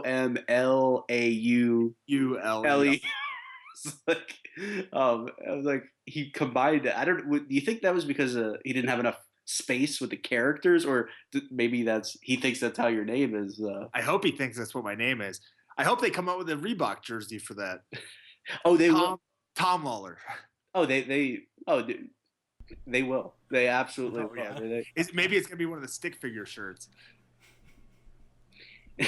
Just have my name spelled out in stick figure. But you know what's interesting about the stick figure shirts is nothing. Nothing uh, interesting about them. They're awful. But you can't blame Reebok for that. Those are not Reebok shirts. Whose are they? They're UFC branded shirts. What? UFC came up with those? Yeah, they're only on UFCstore.com. Oh my god! Hey, they got a pretty good sponsor there, Gold Bond Ultimate. I may need to get myself some of that. I'm getting chafed out here with putting on some weight in the Vegas heat. Yeah, I wanted to ask you, how's your brain, Tom? How's the brain damage? Are you okay? I completely forgot I even had any. To be honest. No, I'm okay. I've started exercising again, so things are fine. It was, both a case of the injury and bad timing for the injury. Basically, I would not be ready to fight tomorrow, and I have a doctor's appointment with the neurologist in a couple weeks. So, yeah, and how's Finn? How is young Finn doing? He's fine. Still can't see a thing, so. Takes him a while before their eyes can focus, so he's still bobbleheading around like he's one of my Funko Pop dolls. Is he keeping you up all night? No, he's great. Yeah, good. He's great. Well, so we see here again another takedown by Will Brooks on top in Marcin Held's guard, and he's able to land a little bit of ground and pound more effectively so far in this round, a minute 20 in than he has in the rounds previous, but Held is doing a really good job of spreading out Will Brooks by using his legs in the open guard. This is kind of the guard, well, at least with the right leg, he's got the open guard hooked behind, but very similar to the guard that Tsuyoshi Kosaka used to use, way back in the dark days of the UFC. I think Held needs to get on some gimmick.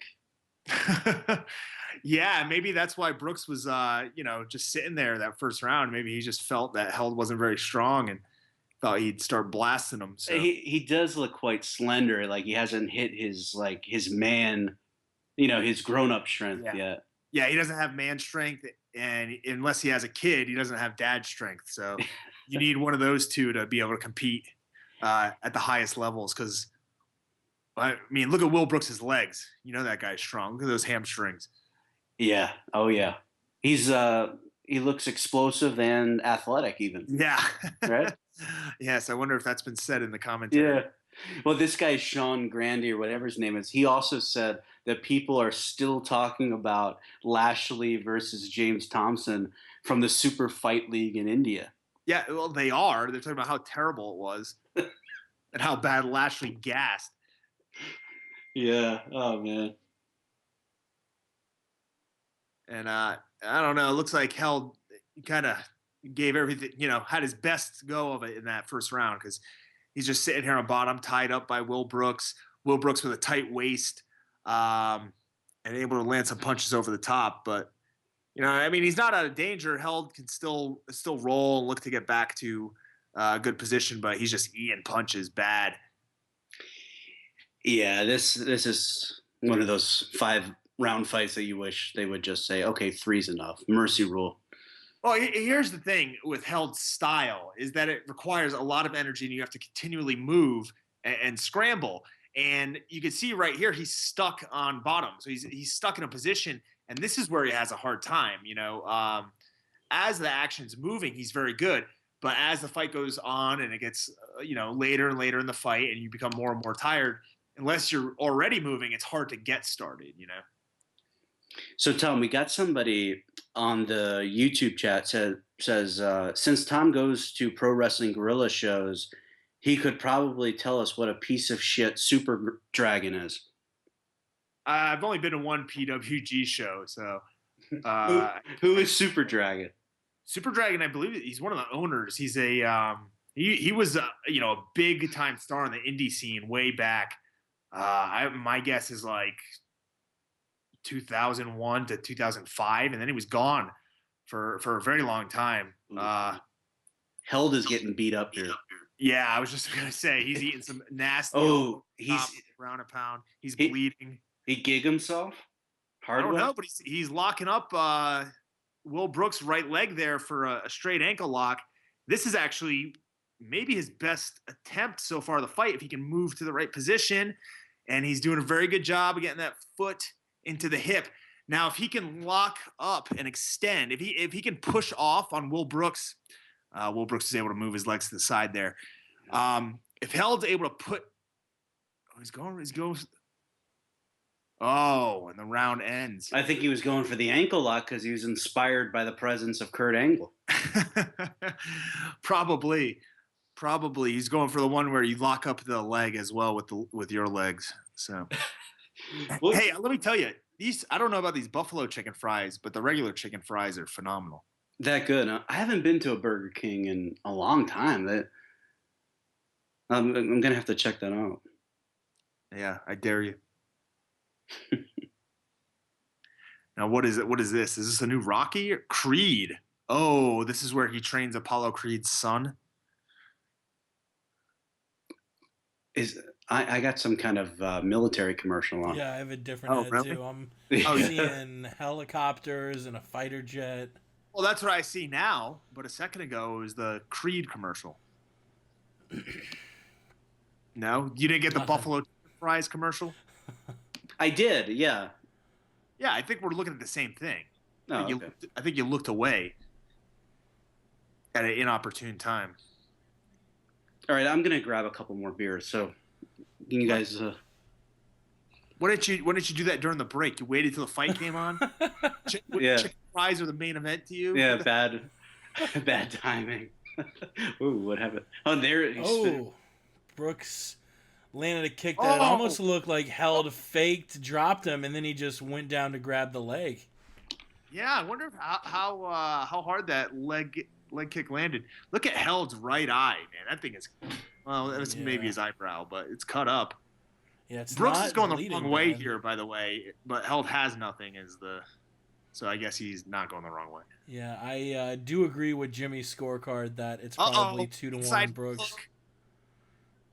Held looking for the inside heel hook on Brooks' left leg.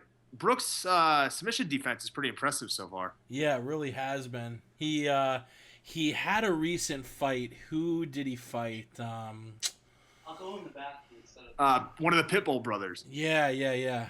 It was like yesterday or the day before.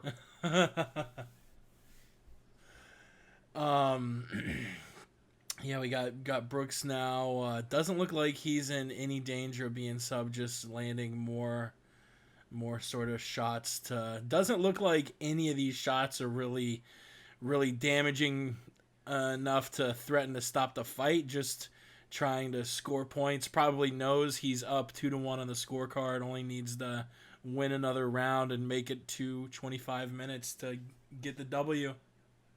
Yeah, the downside with that tactic is that Held's, he's dangerous.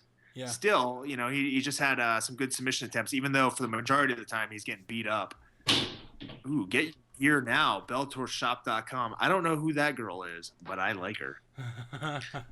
I think this is the first time Held has seen the championship rounds, so I don't know how his gas tank is going to look going 4 and 5 rounds. He looked good against, I think he fought Patricky in that tournament final. Went a full 15, didn't look gassed really at all toward the end of it.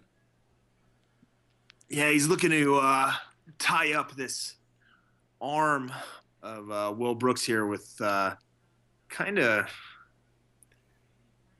a Sean Williams guard.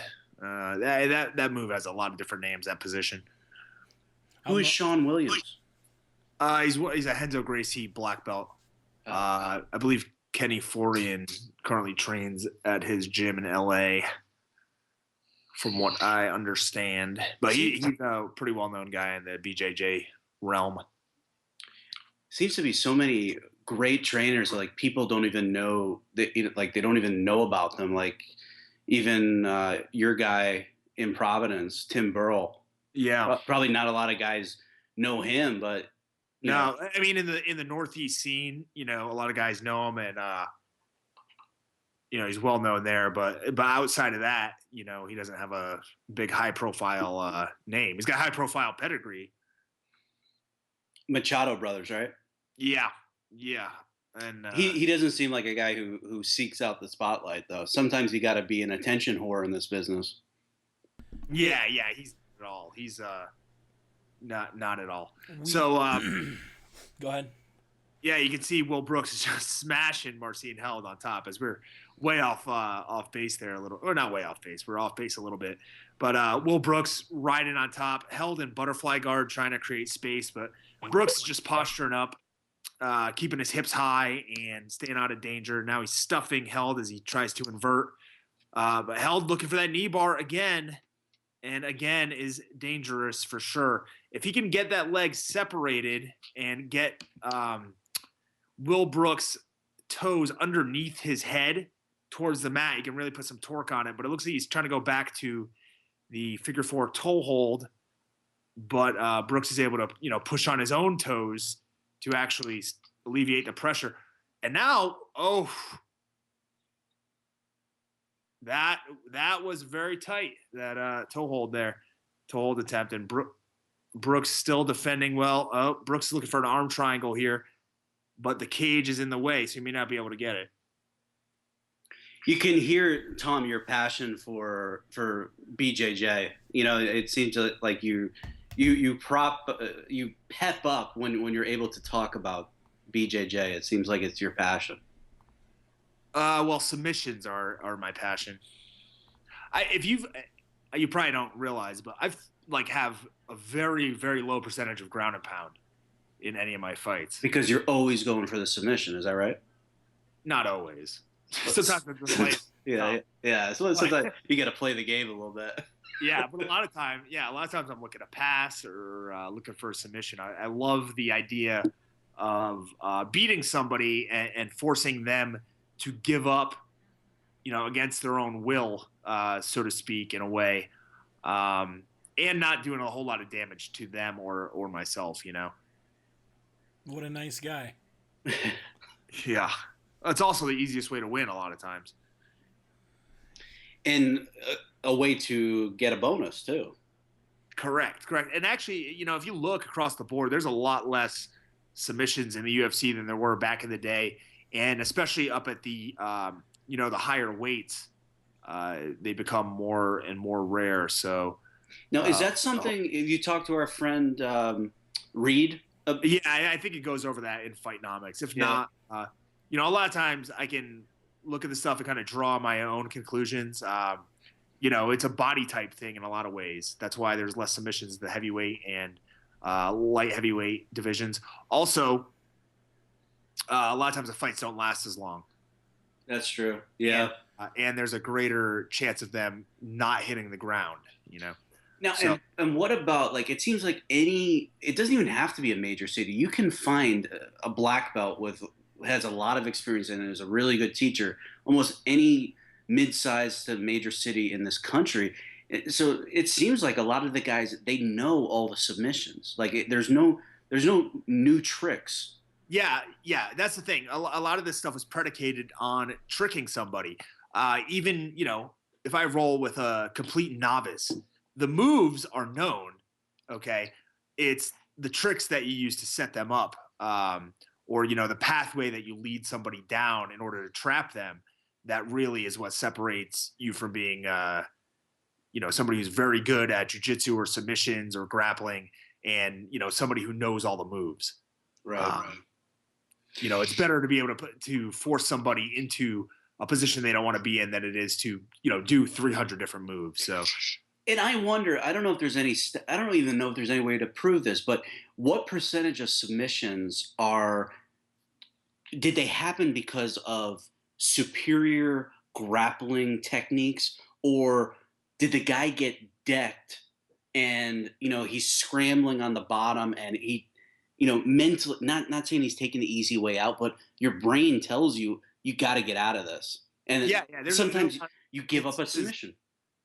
Yeah, there's a lot of instances where strikes set up the submission for sure, and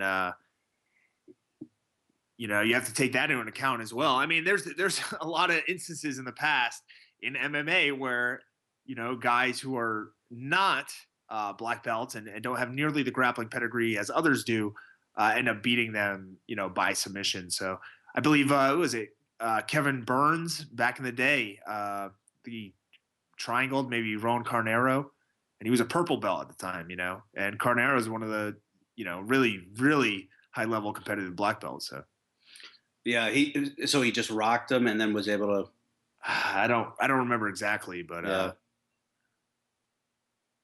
yeah, because it's another thing that people say, they're like, oh no, he didn't lose, he just gassed. Yeah, well that's loss. That's a failure to prepare. Well, maybe he gassed because he got hit a lot. He was absorbing a lot of punishment. When you're absorbing punishment, your brain is telling you, I get the fuck out of this. You don't want to continue to take damage. I mean, that was the famous excuse for the BJ Penn zombies. Remember that? I thought you meant BJ Penn with the stick up his ass at his last fight, walking like a zombie. Oh no! I mean, I was stealing a line from the great Douglas Crosby when he trolled the underground about the Ruka zombies. You remember that? Yeah. Yeah. I wonder, what does he have to say about his uncle Bill Cosby getting into all this, bad publicity? Well, it's Crosby, so actually his Brian, I know Bill Cosby or Bing Crosby. Oh, okay. The gimmick is they're all related, right? You ruined it for me. Yeah, you see, there's a few gimmicks that I have that seem to always upset people, and one of them is like everybody with the same last name is related, and then the other one is like you call a Brazilian a Colombian, and then they'll say, "No, he's Brazilian, you idiot," and my response is same thing, and it's just the cheap heat, and it works every time. The old cheap heat. Huh? Yeah, I mean, it's cheap heat, but that's the heat. You got to get it somehow. So we've basically just given up on this one. This is a one-sided pound in here. Yeah, this is unless Held can pull something out of his hat in the last 30 seconds here. This is a Brooks unanimous decision all the way. Yeah, and he's not wearing a hat, so I don't see it happening. And it's nice Tom was on for this fight, because Brian and I trying to get technical and break down fights before you came, it wasn't necessarily that pretty. We're like, yeah, he's on top. Looks like he moved his leg. Like we don't have nearly the same grappling knowledge as the Filthy One. Well, I'm telling you, I mean, this is Tom's passion. He seems to love grappling, like even more than fighting. I don't know if I'd say that. Well, I mean, we talked. I thought you enjoy it more than. I enjoy it more. Yeah, I enjoy it more. There's a lot less riffraff that gets involved, I would say. Yeah. On a lot of levels, fighters are very much prima donnas. They want a lot of attention. Everything needs to be about them, and that's not necessarily the worst attitude to have, because it is an individual sport, and you need to look out for yourself and make sure you're getting exactly what you need to succeed.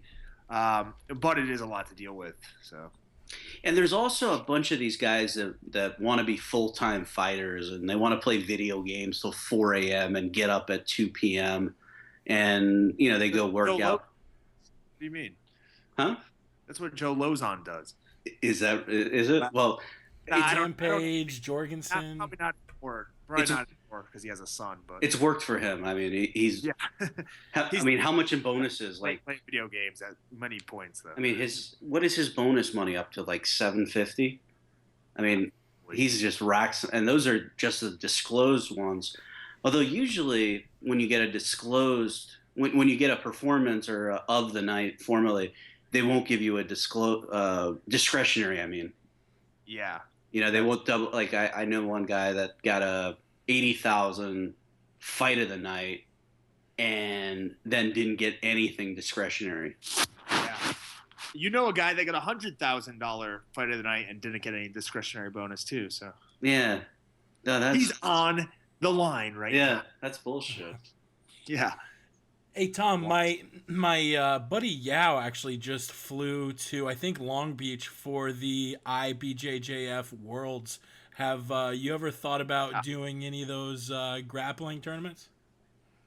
I did Abu Dhabi, the ADCC tournament in 2009. Okay. But yeah, I don't know. I've thought about it, but I don't know. I've been getting paid a lot of money to compete, and to pay money to go compete is a major step back in many ways. Yeah. So I don't know if I'll do that. We'll see though. Once I'm done fighting, who knows what's going to happen? I may, have a competitive desire in another avenue. So I can't rule it out. But how about this, guys? On Ken Shamrock's official website, he has an article up here saying it's true. Ken Shamrock versus Hoist Gracie 3 in Houston, Friday night, February 19th, live on Spike TV. I'm going to retweet this. It's a tweet from Jeremy Botter, and it links to Ken Shamrock's official website, and it looks like on February 16th of next year, Hoist Gracie versus Ken Shamrock 3. Wow. I mean, weren't they throwing that around for the first UFC in Brazil? And then, it was just like, no, guy. I think Hoist was like, well, I want to fight Ken. And then the UFC was just like, we can get past the business problems we've had, but we can't put Ken in a cage. He's like 47 years old. This was like Jake, when was the first UFC in Brazil? Beats me. A long ass time ago. It was like 97. Yeah. No. But I mean, of the Zuffa era. Of the modern era? Oh, shoot. I can tell you it's 2011. Okay, so 4 years ago. So Shamrock was 47. It might have been 2010. I don't know. Yeah, and I think that was the stumbling block. They were like, no, we can't put a guy that old in the cage, even for old time's sake. Because I think they wanted Hoist on the card because it was like kind of a, I guess kind of a fitting moment to have him fight in the UFC cage for their return to Brazil after I don't know how many years of absence. It was UFC 134 in 2011, and before that they hadn't been there since 98. Look, I'm a fucking genius. So, I mean, shit, if Ken Shamrock is fighting Hoist Gracie, why can't Kurt Angle get in there and fight? He could fight me. We could draw 3 million viewers. Angle v. FRB. I would love to see that fight. That's a hell of a fight. I mean, but it's just one of those things. It's the spectacle, and I think it's really cool because I don't know. At this point in my, in my life of watching MMA, this type of shit, the freak show, this entertains me. I love it. I mean, I don't know if that makes me not a real fan, but I think it's great. What do you think of these ridiculous, 50-year-old men fighting just because 20 years ago they used to be good? Tom, I mean, do you think it's good for Bellator, or do you think it's like, oh, that's the burial ground for the guys? Whatever. Doesn't matter. Who cares? People are going to watch it. I'll watch it. I might talk shit about it after, but I'm happy it's happening because it gives me something to talk about. So yeah. I try not to overthink it. If anybody accuses me of not being a true mixed martial arts fan, they are a fucking idiot, and they can cut off their own genitalia and eat it for all I care. Good times. Yeah. Scott Coker with a Bellator announcement coming up next. Oh, I guess that's Hoist and Shamrock. What if it's not? What it could be something else. Could it be Kurt Angle? Could be maybe they signed AJ Lee. That would actually be interesting. I wanted to see Beth Phoenix compete in MMA because she was like a really good wrestler in upstate New York, and she wrestled against Really? men. And then she married Edge, and I think she had a kid, and then didn't really want to do wrestling or anything really. Yeah, it seems like Edge doesn't really want to do wrestling either or anything. Yeah, what is he doing? Some acting? Yeah, he's on one of the sci-fi shows, I believe. So I'm sure he'll have a very lucrative career. Yeah, it's going to be one of those things with Shamrock and Hoist. It's people are going to criticize it, but you're going to fucking watch it. It's a train wreck, but you're going to watch it. Yep. And I know, About this the IFL actually started these. Remember they did the Masters fights, and one of them was so awful. It was Marcos Huas versus somebody. You remember, Tom? Vaguely. And that was towards the dying days of the IFL anyways. So. Yeah, I mean it was so bad. It was like it was just watching an old. I mean, hopefully nothing bad happens to these guys. I mean, I know Hoist is in good shape, but Shamrock has seen better days. Well, they both seen better days, I mean, to be honest. No, but I mean, be relatively speaking for their age. I mean, Hoist looks like a healthy, slender guy. Shamrock has a Because he was lot. on steroids. Yeah, that's true. Both of them. But you think Hoist did as many as Shamrock? I think he did them all by the looks of them. Every single one. After the dynamite at the LA Coliseum in '07, Hoist Gracie's T to E ratio is so high. They're like, yeah, our system cuts off at 56-1, so we really don't know what it was. It's unbelievable. And that just gets brushed under the rug. Like, people never talk about that. And it sucks because it was against Sakuraba, who pretty damn sure wasn't on anything. Oh yeah, God no. He was on cigarettes and whiskey. Terrible PEDs. Man, now Sakuraba is going to fight Shinya Aoki coming up on the 29th of this month. Of next month. Of Next month, I'm sorry. December. December. Yeah, I mean, that's one of those fights that, I think it's good for the Japanese audience. And, I mean, Aoki, I don't think he can hurt him. He's a 155-pounder, basically going up. I mean, he can't really strike. I mean, what is he going to do to Sakuraba? Yeah, I mean, what if Sakuraba wins? Do you think Sakuraba could win? But here's a weird. I thought I saw an article that said that fight's going to be on the 29th, and then yes, Aoki's going to be on Inoki's show. The Inoki Genome Federation show against Montana Silva. Is that going to be a shoot? I guess it depends on how the Sakuraba fight goes. Yeah, you never know. All of the IGF world title fights have been shoots. So it's weird. It's a worked promotion with a shoot world championship, if that makes sense. Yeah, like who is it? Ishii and Pro Cop. So what's this announcement? What do we got here? I don't know, but somebody like ran out and then they ran back. So let's see. Scott Coker with Jimmy Smith.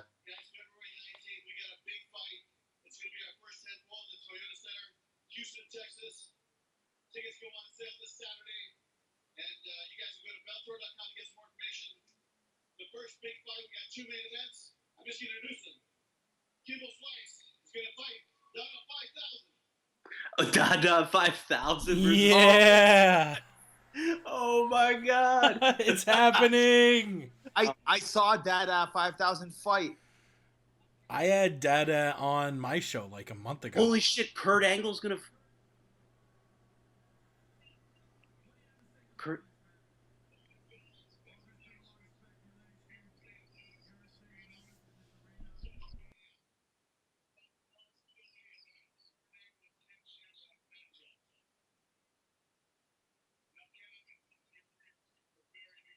Watch it, he's gonna swerve.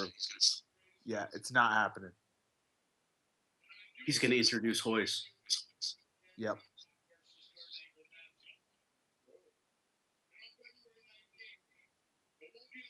But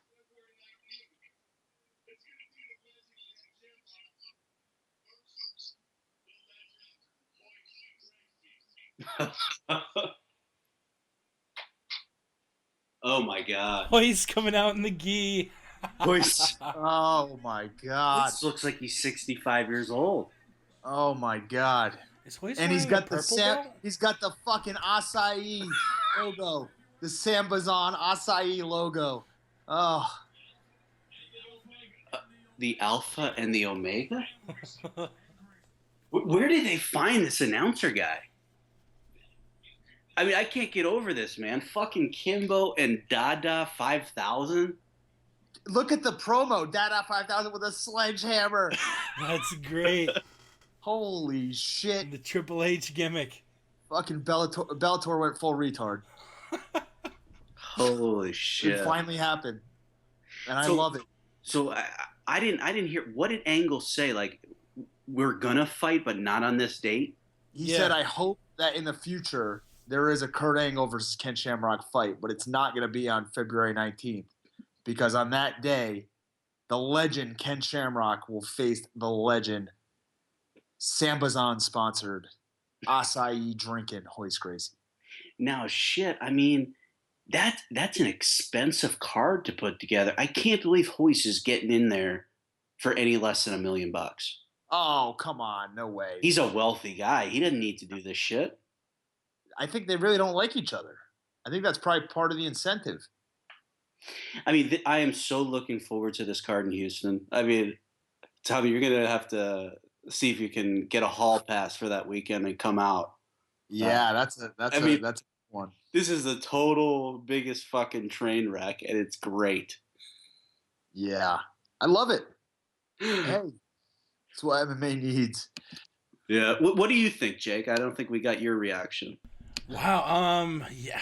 I don't know what to think really. I guess I'm kind of excited to see these fights, but not in the traditional way. I'm pumped up to watch a fight. It's sort of, I don't know. It's gonna be a sideshow for sure. Gracie Shamrock. I don't know. I'm almost more pumped up to see Dada 5000 against Kimbo, as perverse as that might sound. Perverse. That's a very good way to. Actually, it's a good way to put it. Oh man, perverse. Man, You are- Dada you are sick. 5000.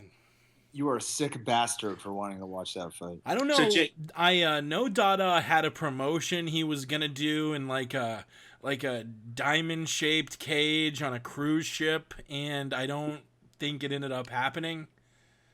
I briefly mentioned I had Dada on my show like 2 or 3 months ago, and he was really stoked about doing the fight promotion on a cruise ship, and I never heard anything about it. But man, it's I think the dude's had 1 or 2 MMA fights. I was at his first fight, which I believe may be his only fight. yeah was- in Florida. What And it was promotion? awful. It was terrible. He was mounted by the other guy, and they stood him up. Wow. No joke. They fucking stood him up from mount. I remember that. It So was what's this commercial here? Did they just show?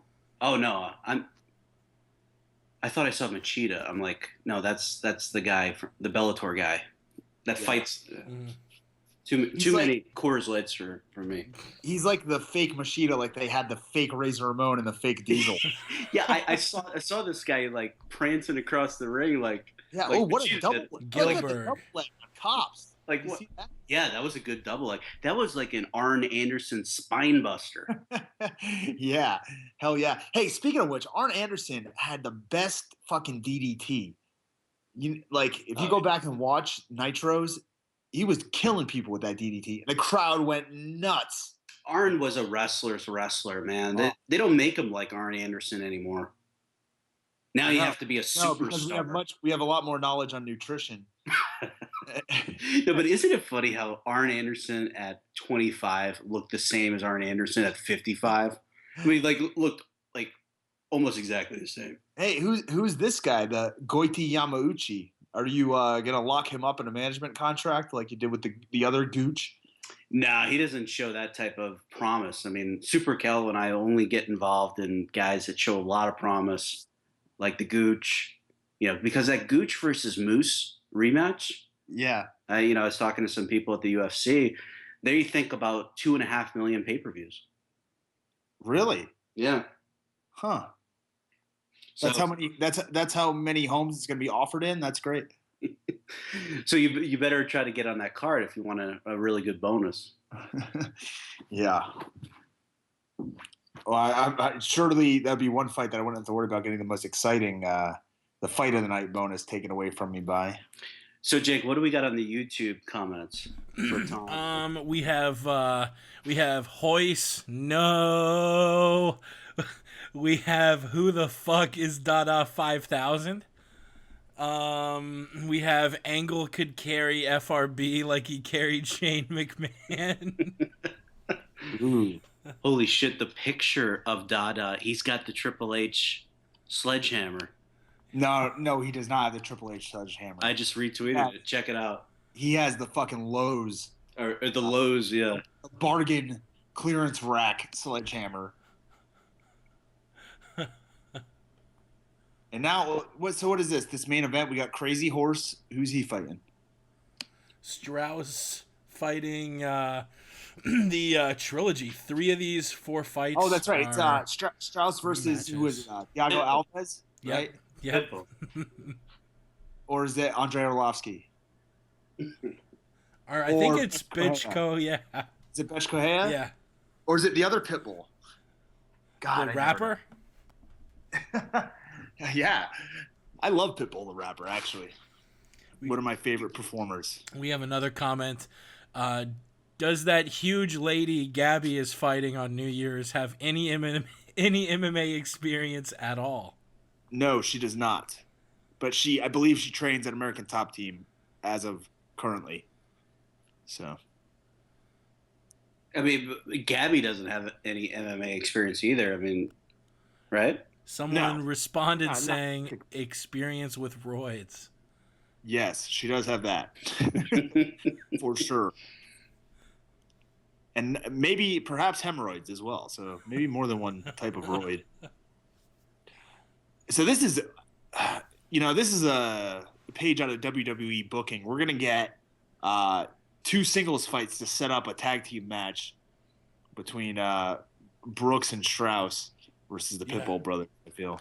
They should just throw all 4 of them in the cage at the same time and just let them go at it for 10 minutes and see what happens. I mean, after that last announcement, are we that far from a tag team match at this point? Well, I mean, yeah, anything is possible. I mean, they might do a gimmick where a guy pulls another guy out of the crowd and they do a fight. Yeah. I mean, if Dada 5000, I mean, I remember a very famous line. Well, not famous line, a line that stuck with me. Jordan Breen said it. He said, what is it? Dada is not the poor man's Kimbo. He's the homeless man's Kimbo. Like, Dada is that bad. Like, Kimbo is like Cain Velasquez. Kimbo is going to be on quite a win streak after that fight. But if you're Kurt Angle, I mean, why would you not fight one of these guys and just, who the hell cares? I mean, I'm sure that's what he's going to try to work towards. Is my guess. I think this Bellator thing, he probably realized, TNA is on its last legs, and he did not re-sign with them. WWE is not going to touch him. This is his opportunity to make some money, but maybe he's looking at it from a somewhat intelligent point of view and going, "Hey, I don't have enough time to get ready for this right now, so I'll put it off, and then I'll beat these guys when they're even older." How about Angle versus Herschel Walker? That's a fight I would be willing to watch. That's for sure. I don't know if that's the one that they should set up though. I think you give Herschel Walker versus Kimbo a shot, and then Angle against the winner. Yeah, I'm trying to think like who else, or do you dig up Daniel Pooter? I mean, does that still have Is he heat? dead? I didn't realize he was underground. Is he in a mine? Where is this guy? Is he around? I mean, Why? But why? Oh, because of that Because- storyline from 10 years ago that barely anybody remembers. I mean, well, it's probably more than 10 years ago, but I mean, that is a pretty big storyline. I mean, to shoot on a guy. I mean, I don't know. I don't know how Pooter got away with what is on the screen right now? a pit bull. Holy shit. If there's ever been an advertisement for why not to get a pit bull, that's it. Anybody, and I have a pit bull, and that gave pit bulls a bad name. You don't need to see them fucking going nuts trying to attack something. Foaming at the mouth, pulling on a chain. Jesus Christ. Fuck. And look at that thing in the background barking at nothing. Jesus. That thing was going nuts like it'd seen a black guy. You just, Isn't that, just isn't saw that, Strauss. isn't that a stereotype, right?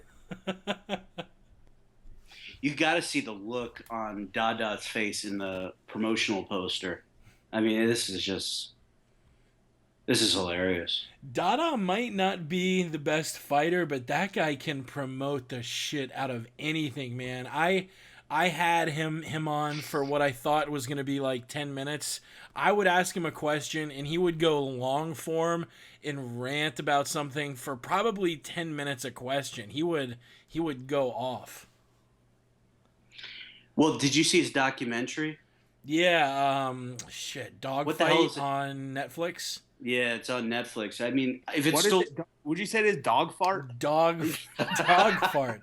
No, Yeah, I've heard- Billy Corbin did it. The same dude who did the U. Billy Corbin did dog fart? Billy Corbin did dog fart. are you talking the Smashing Pumpkins guy? Who? That's Billy Corgan.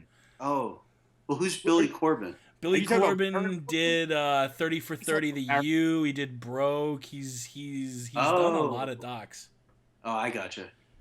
Yeah, Yeah, he's currently in NXT. Yeah. His brother Baron. Yeah. Wow, this promo poster is gold.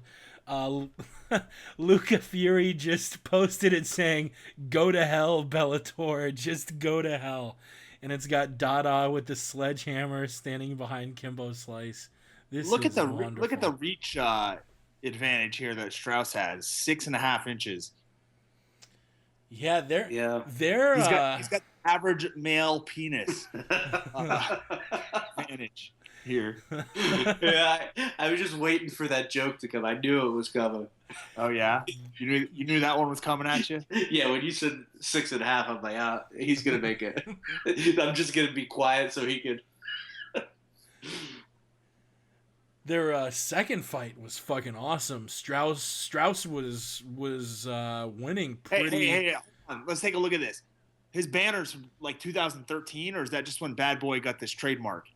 Because on the banner it said 2013 Bad Boy Incorporated or whatever On So Strauss is that- or Pitbulls? on Pitbull. So is it a banner from 2013? Well, it was probably a mistake. I mean, it should. I mean that was trademarked well before 2013, so it was probably the printer just fucked up. Mike Well, Thomas Brown growing he's a got nice two beard. banners. Strauss has two banners. How many banners can you have? What's the rule? Is there I- a maximum? I don't think there is. I don't know. I would just wrap the entire cage on the outside. I know the UFC recently banned banners, but apparently national flags are okay. Yes. Tom, you know who's responsible for delivering Ben Askren's banner to his fight next week? Oh no. You? Yeah. I'm nervous. I'm like, oh, what if I forget, lose it or something? Yeah, it's possible. What? They don't have a printer in Singapore? No, or they waited too long, or it was going to cost like hundreds of dollars. So they're just like, send it to Brian. He can, just bring it on the plane. You should get a silver Sharpie and write in "filthy FRB show" on one of the corners. Yeah, I'm sure he'll. I don't. He probably wouldn't mind, but. So here we go. Pitbull versus Strauss 3. Yeah. We're underway. I did one time pay one of my friends to wear. It was like shorts with my face on them. Is that the gay? What's his name? No, The gay. The Gaywick? no, not him. All right, so we got Strauss and Pitbull starting off here, and both of you basically just feeling each other out with jabs and dancing around. Nothing going on. No, I was Strauss. Did Strauss say that Pitbull is just a short guy with heavy hands? Was that the comment he said? I don't know. Jake, did you remember reading that? No, I have no idea. Strauss does look considerably bigger than Pitbull. Definitely. Yeah, I don't think Pitbull is 5'5.5". I think he's considerably smaller than that. He looks like Joe Benavidez. Yeah. He's like a luchador, you know. He's shorter than he looks. I know Strauss had to cut his dreads off in the Corrales fight because he didn't make weight and actually had to cut his hair so he could make weight. And it looks like the dreads are starting to grow back a little bit. Yeah. Look at his picture in the promo. They're up against the wall there. Oh no, that's Melvin Manhoof, who is being absorbed into the darkness behind him. Yeah, that's semi-racist. Look at how dark like the poster is around his head. It either looks like that or his head has grown to epic proportions. Yeah, but he is kind of dark. I mean, he is dark, but I mean, they could have done something else with that poster. I mean, Jesus, come on. I was gonna mention that card. That's not gonna draw anybody. I don't even know why they're doing that card. Yeah, it's the Billy Kid. Whoa, is that illegal? Was that knee? Oh, I thought he. Okay, maybe it was to the body. Okay, yeah. Yeah, that's the Billy Kidman of Bellator shows, Brian. Yeah, not a good one. What was the line that Hogan used? He couldn't draw. Well, couldn't draw flies to. Did Bischoff say about Arn Anderson he couldn't draw flies to shit? Yeah, maybe that was it. And Flair just got so upset. Well, there's a takedown by. Well, no. I thought I had it for a second. Yeah, Strauss with a double leg kind of up against the cage, but Pitbull right back up and moving away. Nice knee by Pitbull to the looked like he was aiming for the liver. I doubt he got it. Oh, but he hits another one to the liver. Strauss firing back with some good punches here. So we've got a southpaw fighting an orthodox fighter here. So we'll see who's able to use the footwork to their advantage. It looks like Strauss is doing a better job of moving to the right and staying outside of Pitbull. So that lets him fire off that jab and not have to worry so much about Pitbull's right hand. Neither guy really going after leg kicks yet. No, and that was one of the keys, one of Jimmy's keys I to didn't see that. winning. Yeah. Jimmy's keys. Oh, nice body kick there by Strauss, and Pitbull tries to engage, but they separate. A lot more standing Apparently in this fight Strauss- than we saw in the co-main. Oh, nice takedown there by Strauss. I thought it looked like he fell, like he was knocked out.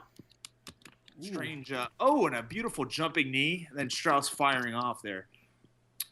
Strauss is having a hard time. It's strange. He has the big time reach advantage, but it looks like he's missing on his straight left punch there.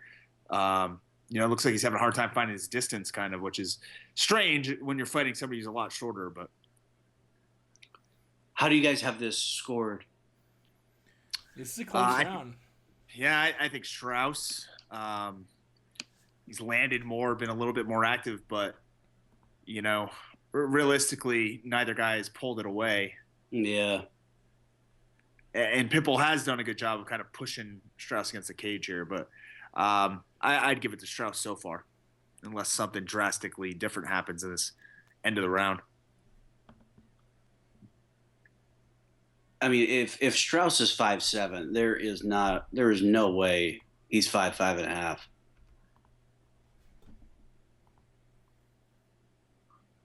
Yeah, he's getting the old high school football stats there, where you're pumped up. Like, I think in high school football, I was like 6'8", 350 pounds. You're like that guy Connor just sparred. Oh, the mountain? Yeah. That's what I looked like in high school, and then I shrunk. Or at least that's what the stats that they give out would lead you to believe. So Jason Floyd tweets out the stats. Pitbull through 27 landed 9. Strauss through 38 and landed 13. So it was a little bit more accurate and a lot more active. So, yeah, I'll give it a 10-9 towards Strauss. Yeah, I'm looking at that 13. Yeah, Strauss. What's the point? You just watched it. Who do you think won? Strauss. Yeah, there you go. What is Jason Floyd going to tell you that you don't already know? Come on. We had him on, didn't we? Yeah. Hey, we're going to work on getting Harry Carey on, right? Yeah, we can dig him up along with Daniel Pooter. Yeah. And Albert Einstein. He's dead, but we're going to try to get him on anyways, folks. How does this like live viewers or live listeners gimmick work? I mean, like it says we have 65, but like on previous shows, it had said something similar, and then like at the end of the night, we had like 6,500. Yeah, I'm pretty sure the live listen thing is total garbage. Yeah. Take that, YouTube. Well, this round has started, and unfortunately, you might actually be right about that, Jake, because I've watched like WWE and even UFC when they were on YouTube, and I'd see like 2,000 viewers, and I'm like, there's no chance that there are only 2,000 people in the world are watching those. Yeah. Yeah, there's at least 69 people watching this. There's no way it's only 65. Yeah, exactly. Yeah. So now we got Daniel Strauss looking for the takedown, and they're stuck in kind of an over-under clinch wrestling tie-up. It's very commonly used. Each guy has an underhook and an overhook. Strauss with a nice elbow on the inside, looking to hit Pitbull and kind of create some space so he can move away, looking for the tie clinch now. But Pitbull walking his hips in and keeping his head away from getting snapped down into the knee. What do you think of Pitbull's tattoo there, Tom? Well, I'm not quite sure what the meaning is, if it has any, significance to him, right? At all. I don't know if it could possibly be a nickname that we're not aware of. It's almost like a football jersey. He has his name right across his shoulder. Yeah. What would the number be? 5'5"? Yeah. 5'5"? Yeah, for his height 5'5". or. Yeah. But somebody just reminded me, Talk MMA Diz just reminded me that, whoa, there's a huge left hand. Oh, the way he fell back. Trouble here. Well, he's going for an armbar. What was he doing? He put his hands down and just ate a huge punch. Like, he's got this armbar locked up. Oh, the slam. The slam by Strauss. Thought he was fucking done. He's out of the armbar now. What an idiot. He put his hands down and just ate the punches. Yeah, Pitbull did not fall backwards like a guy who was with it. What the hell was he doing? I don't know if he mentally took a break or what was going on there. That was bizarre, right? Well, it's that training with Betch Carrera. Oh, man. Camp Pitbull. It's called the Betch effect. Betch mode. Betch mode. Yeah. Somebody copyright that. Let's get it on the banner right next to the Bad Boy logo from 2013. I guarantee it. Chael's already trademarked. He steals everyone else's. He tried to run an angle. He tried to steal the gimmick thing, and I was like, well, I don't really own that. I just kind of rip off, old wrestling talk. I mean, I don't know the gimmick. I don't think I own that. Yeah, it's old lingo, old wrestling insider terms. Yeah. I think the idea was the shirt would say, I'm on the gimmick. So Bellator's got this cut guy with a beard. He's got a bald head. Yeah. There's a guy who's pretty big in the weightlifting circles named Jim Wendler. And I swear to God, that guy looks exactly like him. You got to look up Jim Wendler for me right now. How do you? Wendler. I'm telling you, the guy's a dead ringer.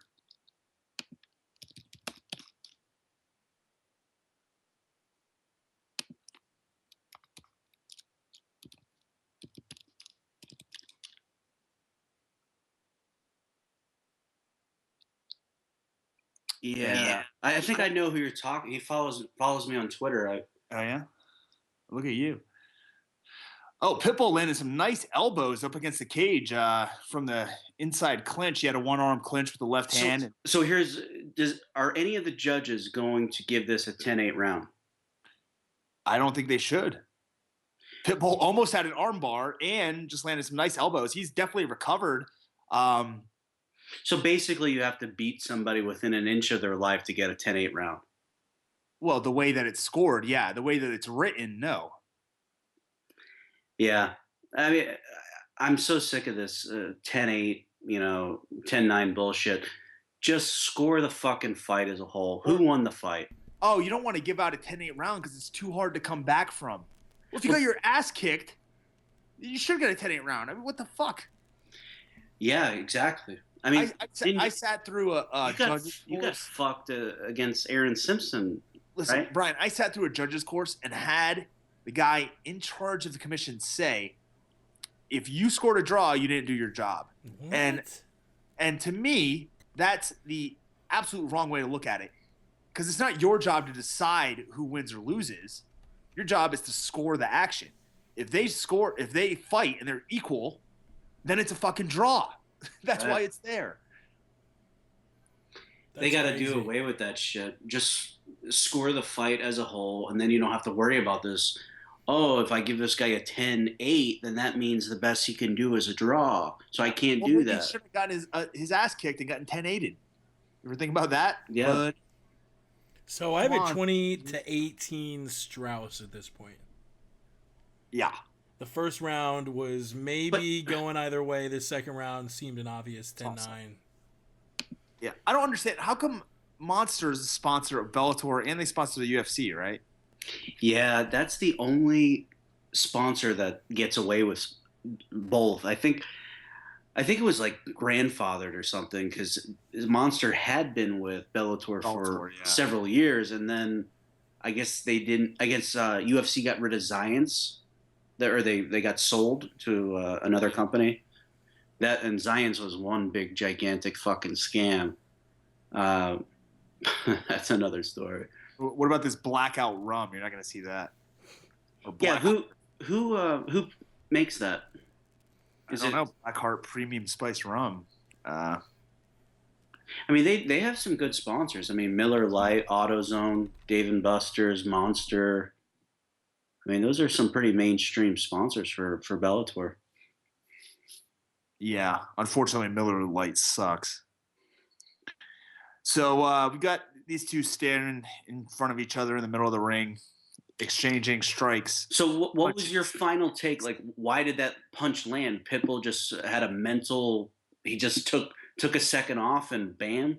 Whoa! I think I'd have to rewatch it again, but I think he just took a second off and ate it. It looked like Strauss slipped there and had to go for a single to recover. He kind of did that the same thing on his last takedown. It looks to me like what's happening is he's throwing the left hand and looking to go for the takedown so fast that he's off balance and just kind of like diving towards the leg. Because it's not as if he threw the punch and stepped in and got close and shot. He's like throwing the punch from where it is and then trying to follow in on the leg separately instead of making all one continuous move. Right. Like instead of using the punch to close the distance to go for the shot, he's throwing the punch and then falling. That's exactly what I was thinking. We have a comment on YouTube saying, "Fuck you, Tom. Miller Lite's great." Who said that? For wrestling. Oh, he's a pro wrestling fan. Just the number 4 wrestling. Well, if he's a pro wrestling fan, I know his taste is bad. So. And also a guy saying, FRB, do you have any plans for the 1-year anniversary of the podcast coming up? I think that'll be December 2nd. Yeah. Really? Well, Yeah, maybe, but it's not really because it really only became filthy FRB. I think like maybe mid January. I think we had Jeremy Botter on. We had Big Dave Meltzer on. Meltzer was the first show I was on. Okay. So, and then we might have done. Did we do Jeremy after that? I don't know. Was I in the line for Jeremy? I'm May not have thinking been. I'm thinking maybe I talked to Jeremy solo and then Yeah. we clipped the show together or Jake did. No, I did it. I did all the editing. Yeah, so I mean 1 year I don't know. I The short answer is no. yeah, I don't have anything. I don't. Maybe we should, Brian. Maybe we should do an anniversary show. Get hammered or something. Well, I mean, I get hammered on almost all of them. I think the first one What? Tom was on had Todd Duffy, Jeff No. Jeff Aronson, and Pitbull Nope. Frieri. It was. We interviewed this guy. Is that what Apparently, you're telling me? Well, we interviewed his translator, Matisses, or I think his name is Matisse. He's gonna get upset at me on Twitter. I fucked his name. I think it's Matisses. I think that's how you say it. Was I in the line for that? No. I wasn't No. either. I got stood up, I think, before that. oh wait, no, Maybe. you're right. The one before was Botter, Meltzer, and Lawlor. Fuck me. I'll decline, but thanks anyway. Come on. I appreciate the offer. I think they clashed heads there. Big John stepped in and admonished them both. So, guys, the reason why we haven't been covering the action here in this round is because nothing's really happened. We got an eye poke there by Strauss, another break in the action to go along with the first 4 minutes of a break in the action that we've had in this round. Oh yeah, that is pretty obvious. Oh, yeah.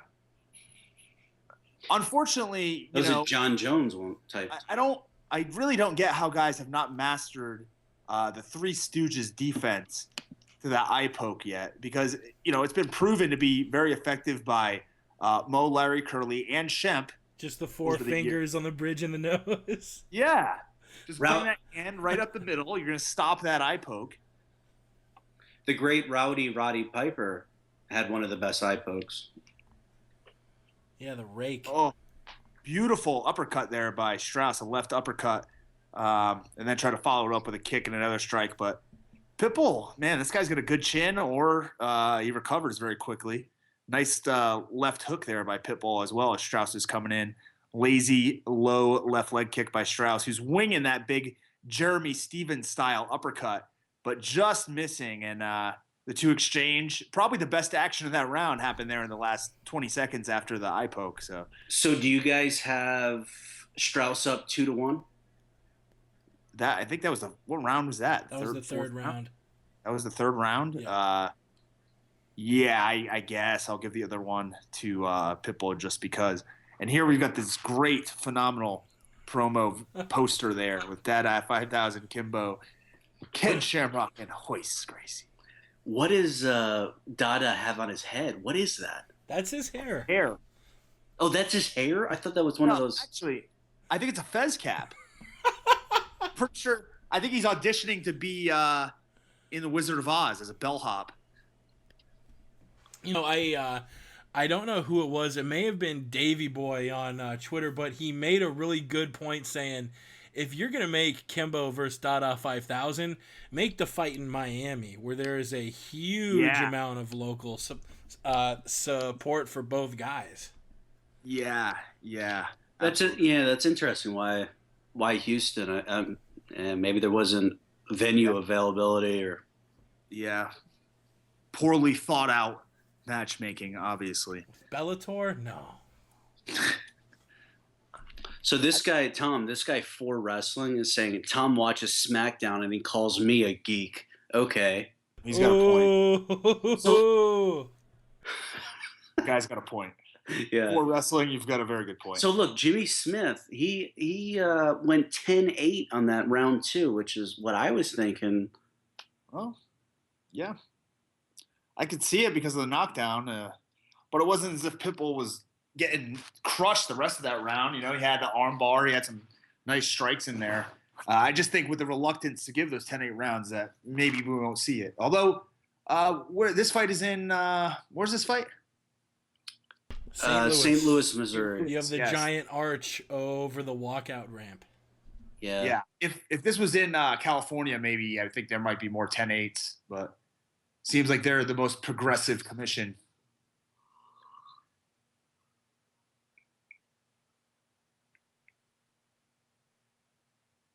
And I think Strauss just threw a punch to the dick. The dick punch. Sure. Yeah, he threw a left straight to the nads. But it didn't make a big connection there. There's a clash of heads there. Whoa. Pitbull turned his back on his opponent. Well, he did get headbutted in the teeth. I think he headbutted in the mouth. So John talking to both guys and letting him resume. That's pretty dangerous. What if one of those horns on Strauss's head like goes in Pitbull's mouth or up his nose? It could really distract his breathing, cause a big problem. Whoa. A right hand from Pitbull. I don't know how well it connected, but yeah, connected well enough. I think one of his better strikes this round, but he hasn't thrown a whole lot of leg kicks up to this point. And perhaps he'll be upset about that, as he watches this fight. Whoa, big left hand from Strauss. And then... Yes. Pitbull, he puts his hands down when he leaves to... big right hand by Pitbull kind of stumbled Strauss. And these guys are traded heavy leather now. Now it's a barn burner. Strauss picking him off with the jab. Pitbull... I think he just poked him again. Pitbull... Big right hand here. This is about where we were earlier this year when these two guys fought. Strauss being in the driver's seat as far as the scorecards go, and Pitbull subbed him with like 11 seconds left in the fourth round. Yeah, I mean Pitbull doesn't really look any worse for wear. Just got that mouse under the, and he looks pretty fresh. Yeah.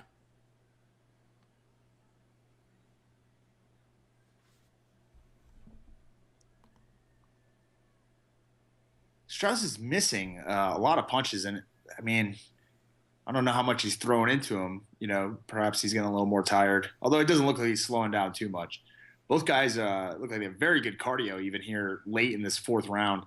There hasn't been a whole lot of grappling the past few rounds, so that kind of lets that energy system of your body recover, and that's really more tiring. But Pitbull teeing off on Strauss now.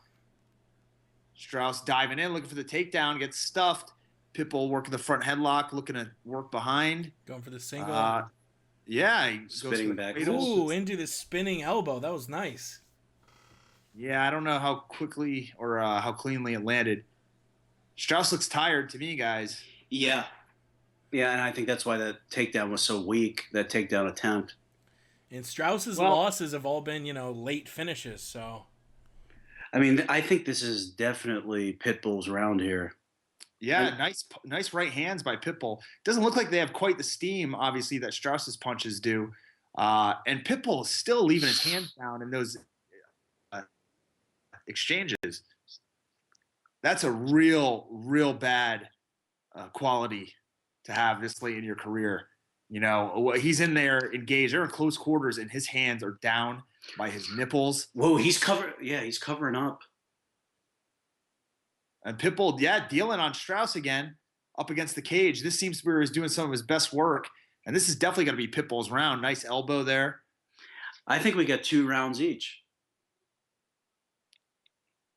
Yeah, and I mean, it's possible somebody gave Pitbull that first round. You never know. Yeah. What do you got, Jake? I've at 2-2. Strauss, Pitbull. Probably the most one-sided round was that second round, but it obviously wasn't enough to be called a 10-8. Yeah. Round 4. I don't know. Round 4, very obvious. Third round could easily have been Strauss as well, so he could be up 3-1.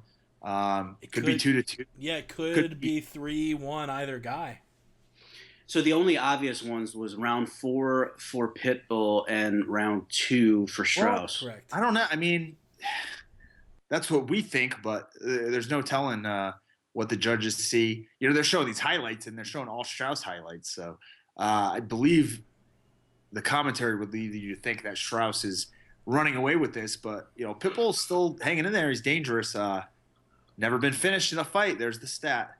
On Twitter, I'm seeing 3-1 Strauss. We have a YouTube comment saying 3-1 Strauss. I'm seeing a lot of 2-2s or 3-1 Strausses. I'm not seeing many 3-1 Pitbulls. Well, is that 3-1 with the 10-8, or I mean? Yeah, what? that could play into it. You know, if Good. it gets 3 rounds to 2 with Pitbull and it's a 10-8, then it's a draw. I don't care. These two can fight each other all they want. I'll watch it. It's a pretty damn good fight. There was that one dud of a round, I think, round 3, but other than that, it's been, you know, pretty good action. Strauss kind of leaping in with that jab. Needs to be careful about, you know, bringing it back to his chin quickly, because if Pitbull can kind of time it and land a right hand, like he just landed a big right hand there, and I think it wobbled Strauss a little bit. 10-9, they've got it. Jimmy Smith has it 10-9 across the board, except for that 10-8 for Strauss. So he's got 40-35 right now. He gave round 4 Yeah, to Strauss. correct. That's ridiculous. And look, Controversial. Pitbull went on the leg looking for the takedown. Strauss looking for the guillotine. I thought that was a pretty good attempt, but the cage foiled it for Pitbull. I don't know what Strauss is looking for here. I guess he's looking for a front headlock, trying to collapse that back leg and get the takedown. But my guess is he knows he's up and is trying to ride this clock out. Look at that flowing beard Mike Thomas Brown is rocking. Hell yeah.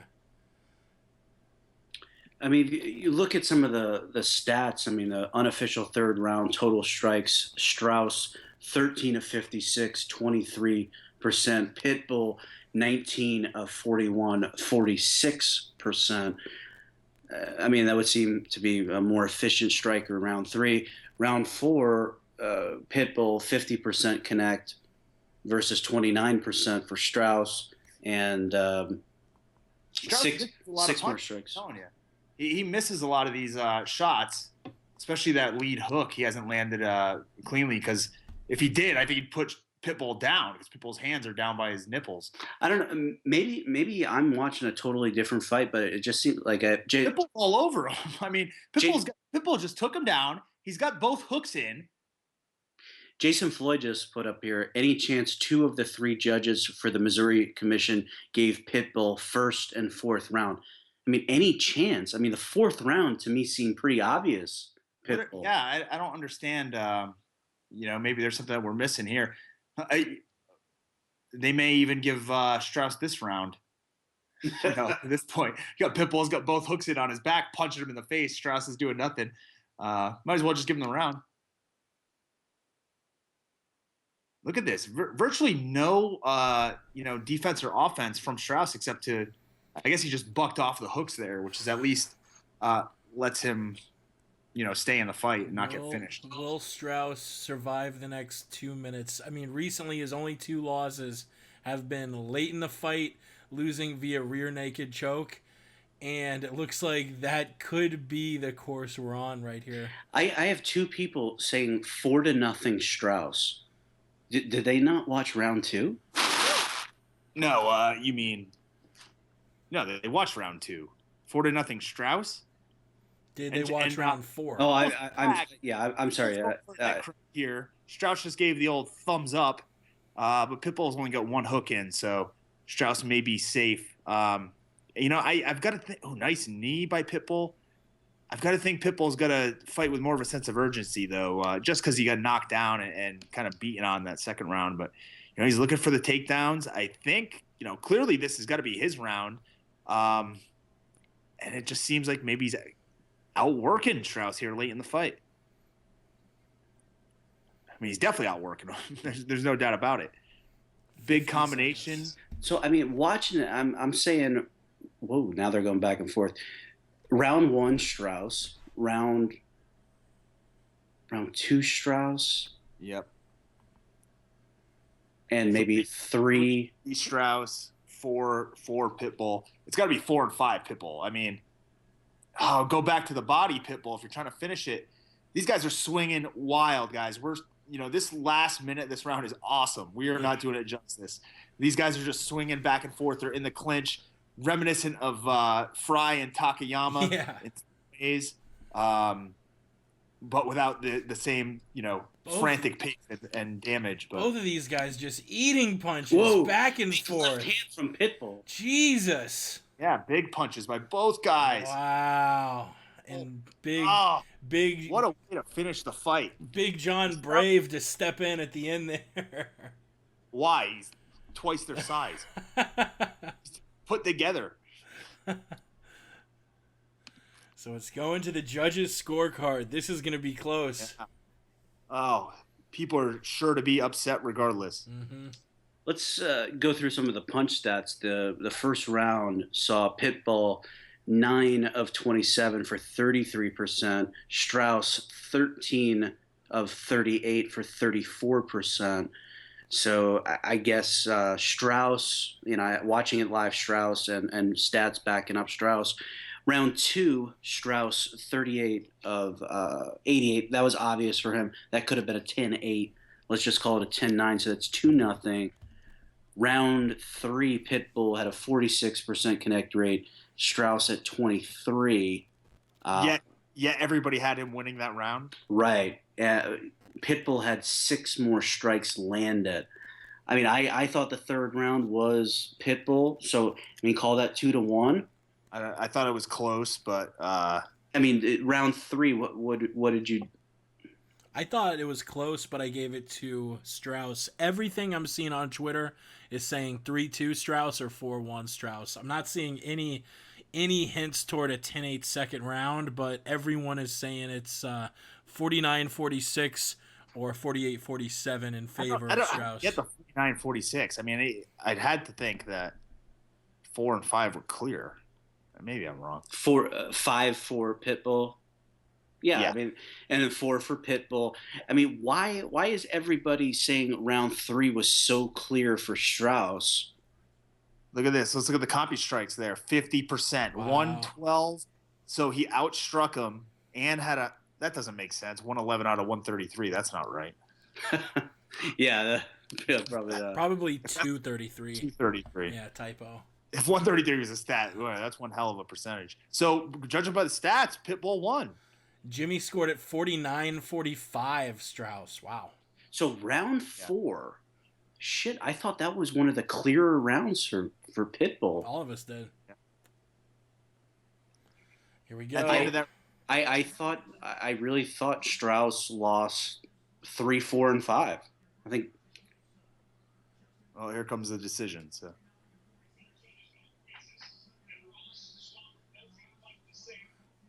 One judge 49-46. So it's gonna be for Strauss. Yeah. The other two 48-47. And new unanimous decision featherweight champ Daniel Strauss. Yeah, I think however you scored it, I think the right guy won. I think all of us had Strauss winning. Twitter had Strauss winning. We all are a lot disagreed on what the score was, but wow, Strauss, third time's a charm against Pitbull, finally gets the belt. So what were those scores again? I couldn't hear it. 49-46 and 48-47. Yeah. 2 times 2. So I guess it was. Well, I don't know what round.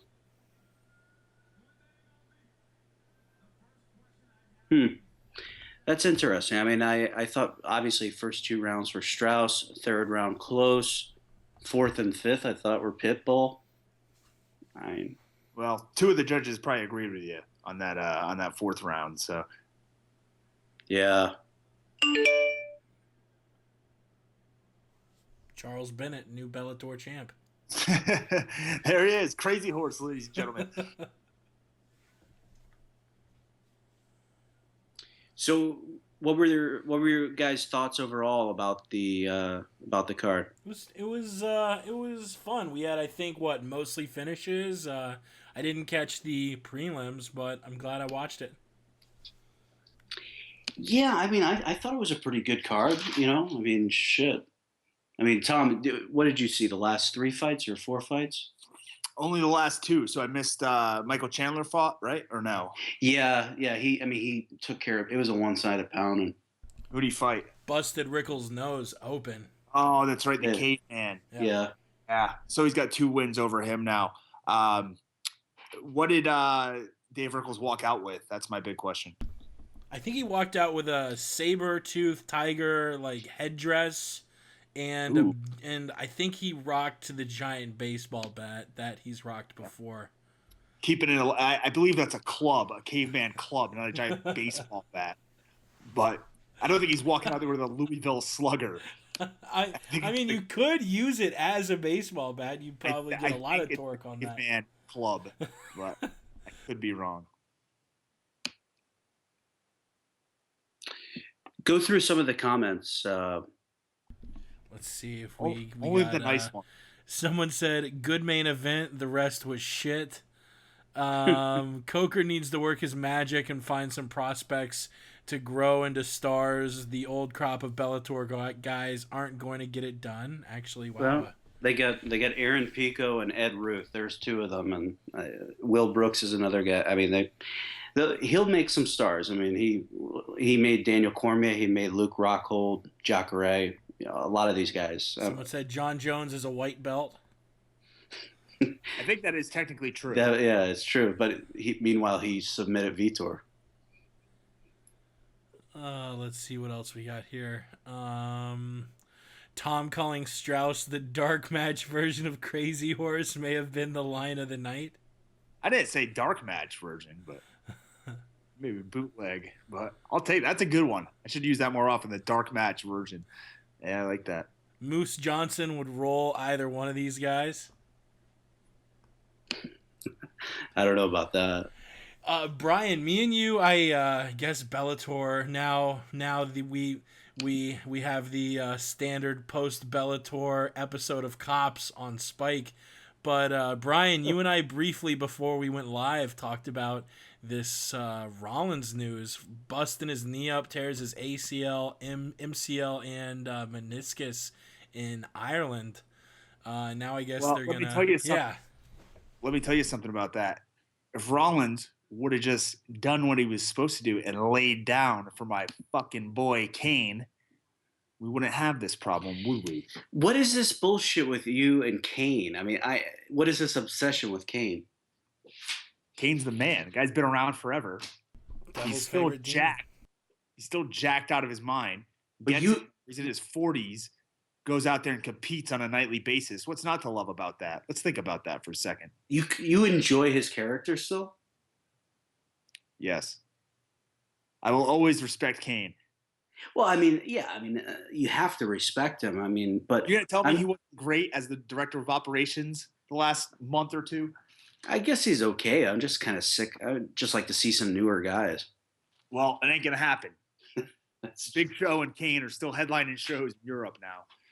Oh God, Big Show. So, I mean, what was the thing? Like, why did they strip Rollins like immediately? Why, like, they couldn't have him show up, surrender the title, or I don't know, have somebody come out and like. That's a decent question. I think it's just because in today's world, this news is going to get out. So I think they just addressed it right off the bat. Plus, I mean, they're having a pretty bad downswing in ratings and business now. So this may actually pump things up in a way. It's possible, or people completely tune out because Rollins is not at the top.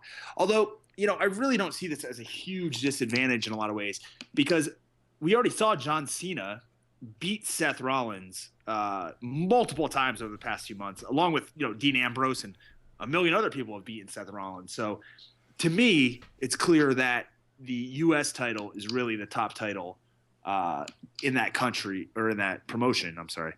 So does Reigns get belted now? Does the WWE swerve us and pull I some hope so. crazy shit?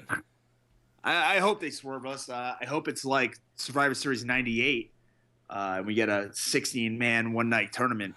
That'd be awesome.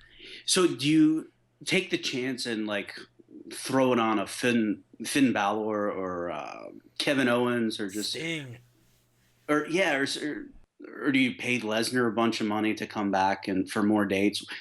I guess it's I don't know. I Reigns as champion just I, There's a couple things. Okay, so John Cena's out of action, right? But nobody knows.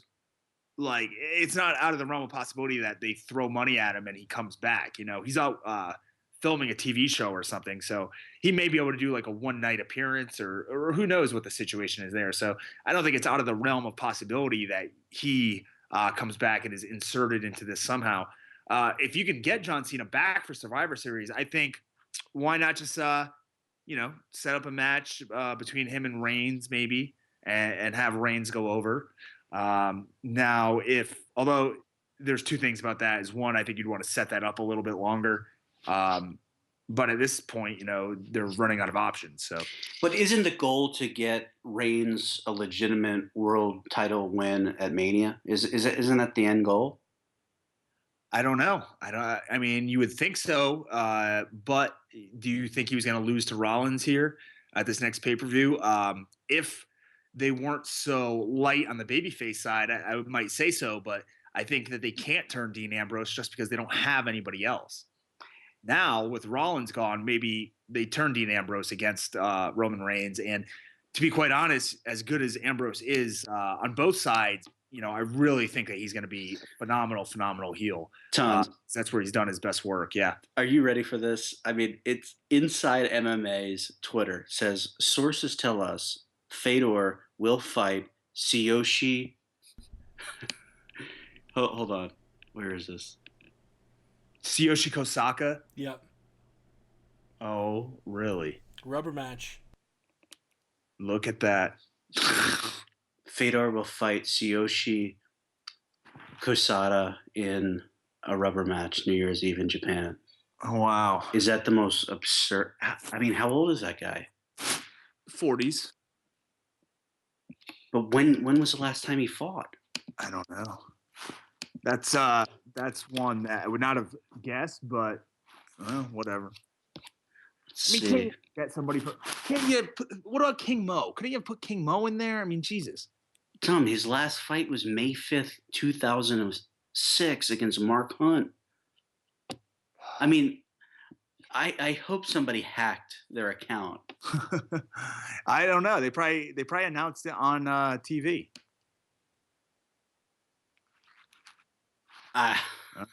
This is amazing. Oh man.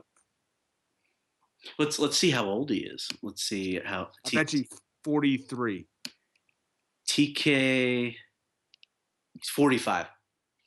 45. How old's Fedor? 39. So not too big of a difference there. 6-year difference. Both been out of action for a while. I mean, I think the Indian guy would have been a better fight. I mean, from a competitive point of view. I don't believe that at all. I mean, I guess this is legit, but I'm like. What about Fedor versus Dada 5000? I mean, anything's. What about it? What do you want to know? Ask me some more in-depth questions about that. What do you want to know? Fedor would kill him. Here's an in-depth question from YouTube. Let's see. I just had it up. No, this is a shoot. This Fedor versus TK3. Yeah. Front row Brian, could you fuck up Lawlor if he was blowing a .18 and had an arm tied behind his back? No. He'd headbutt me and knock me out.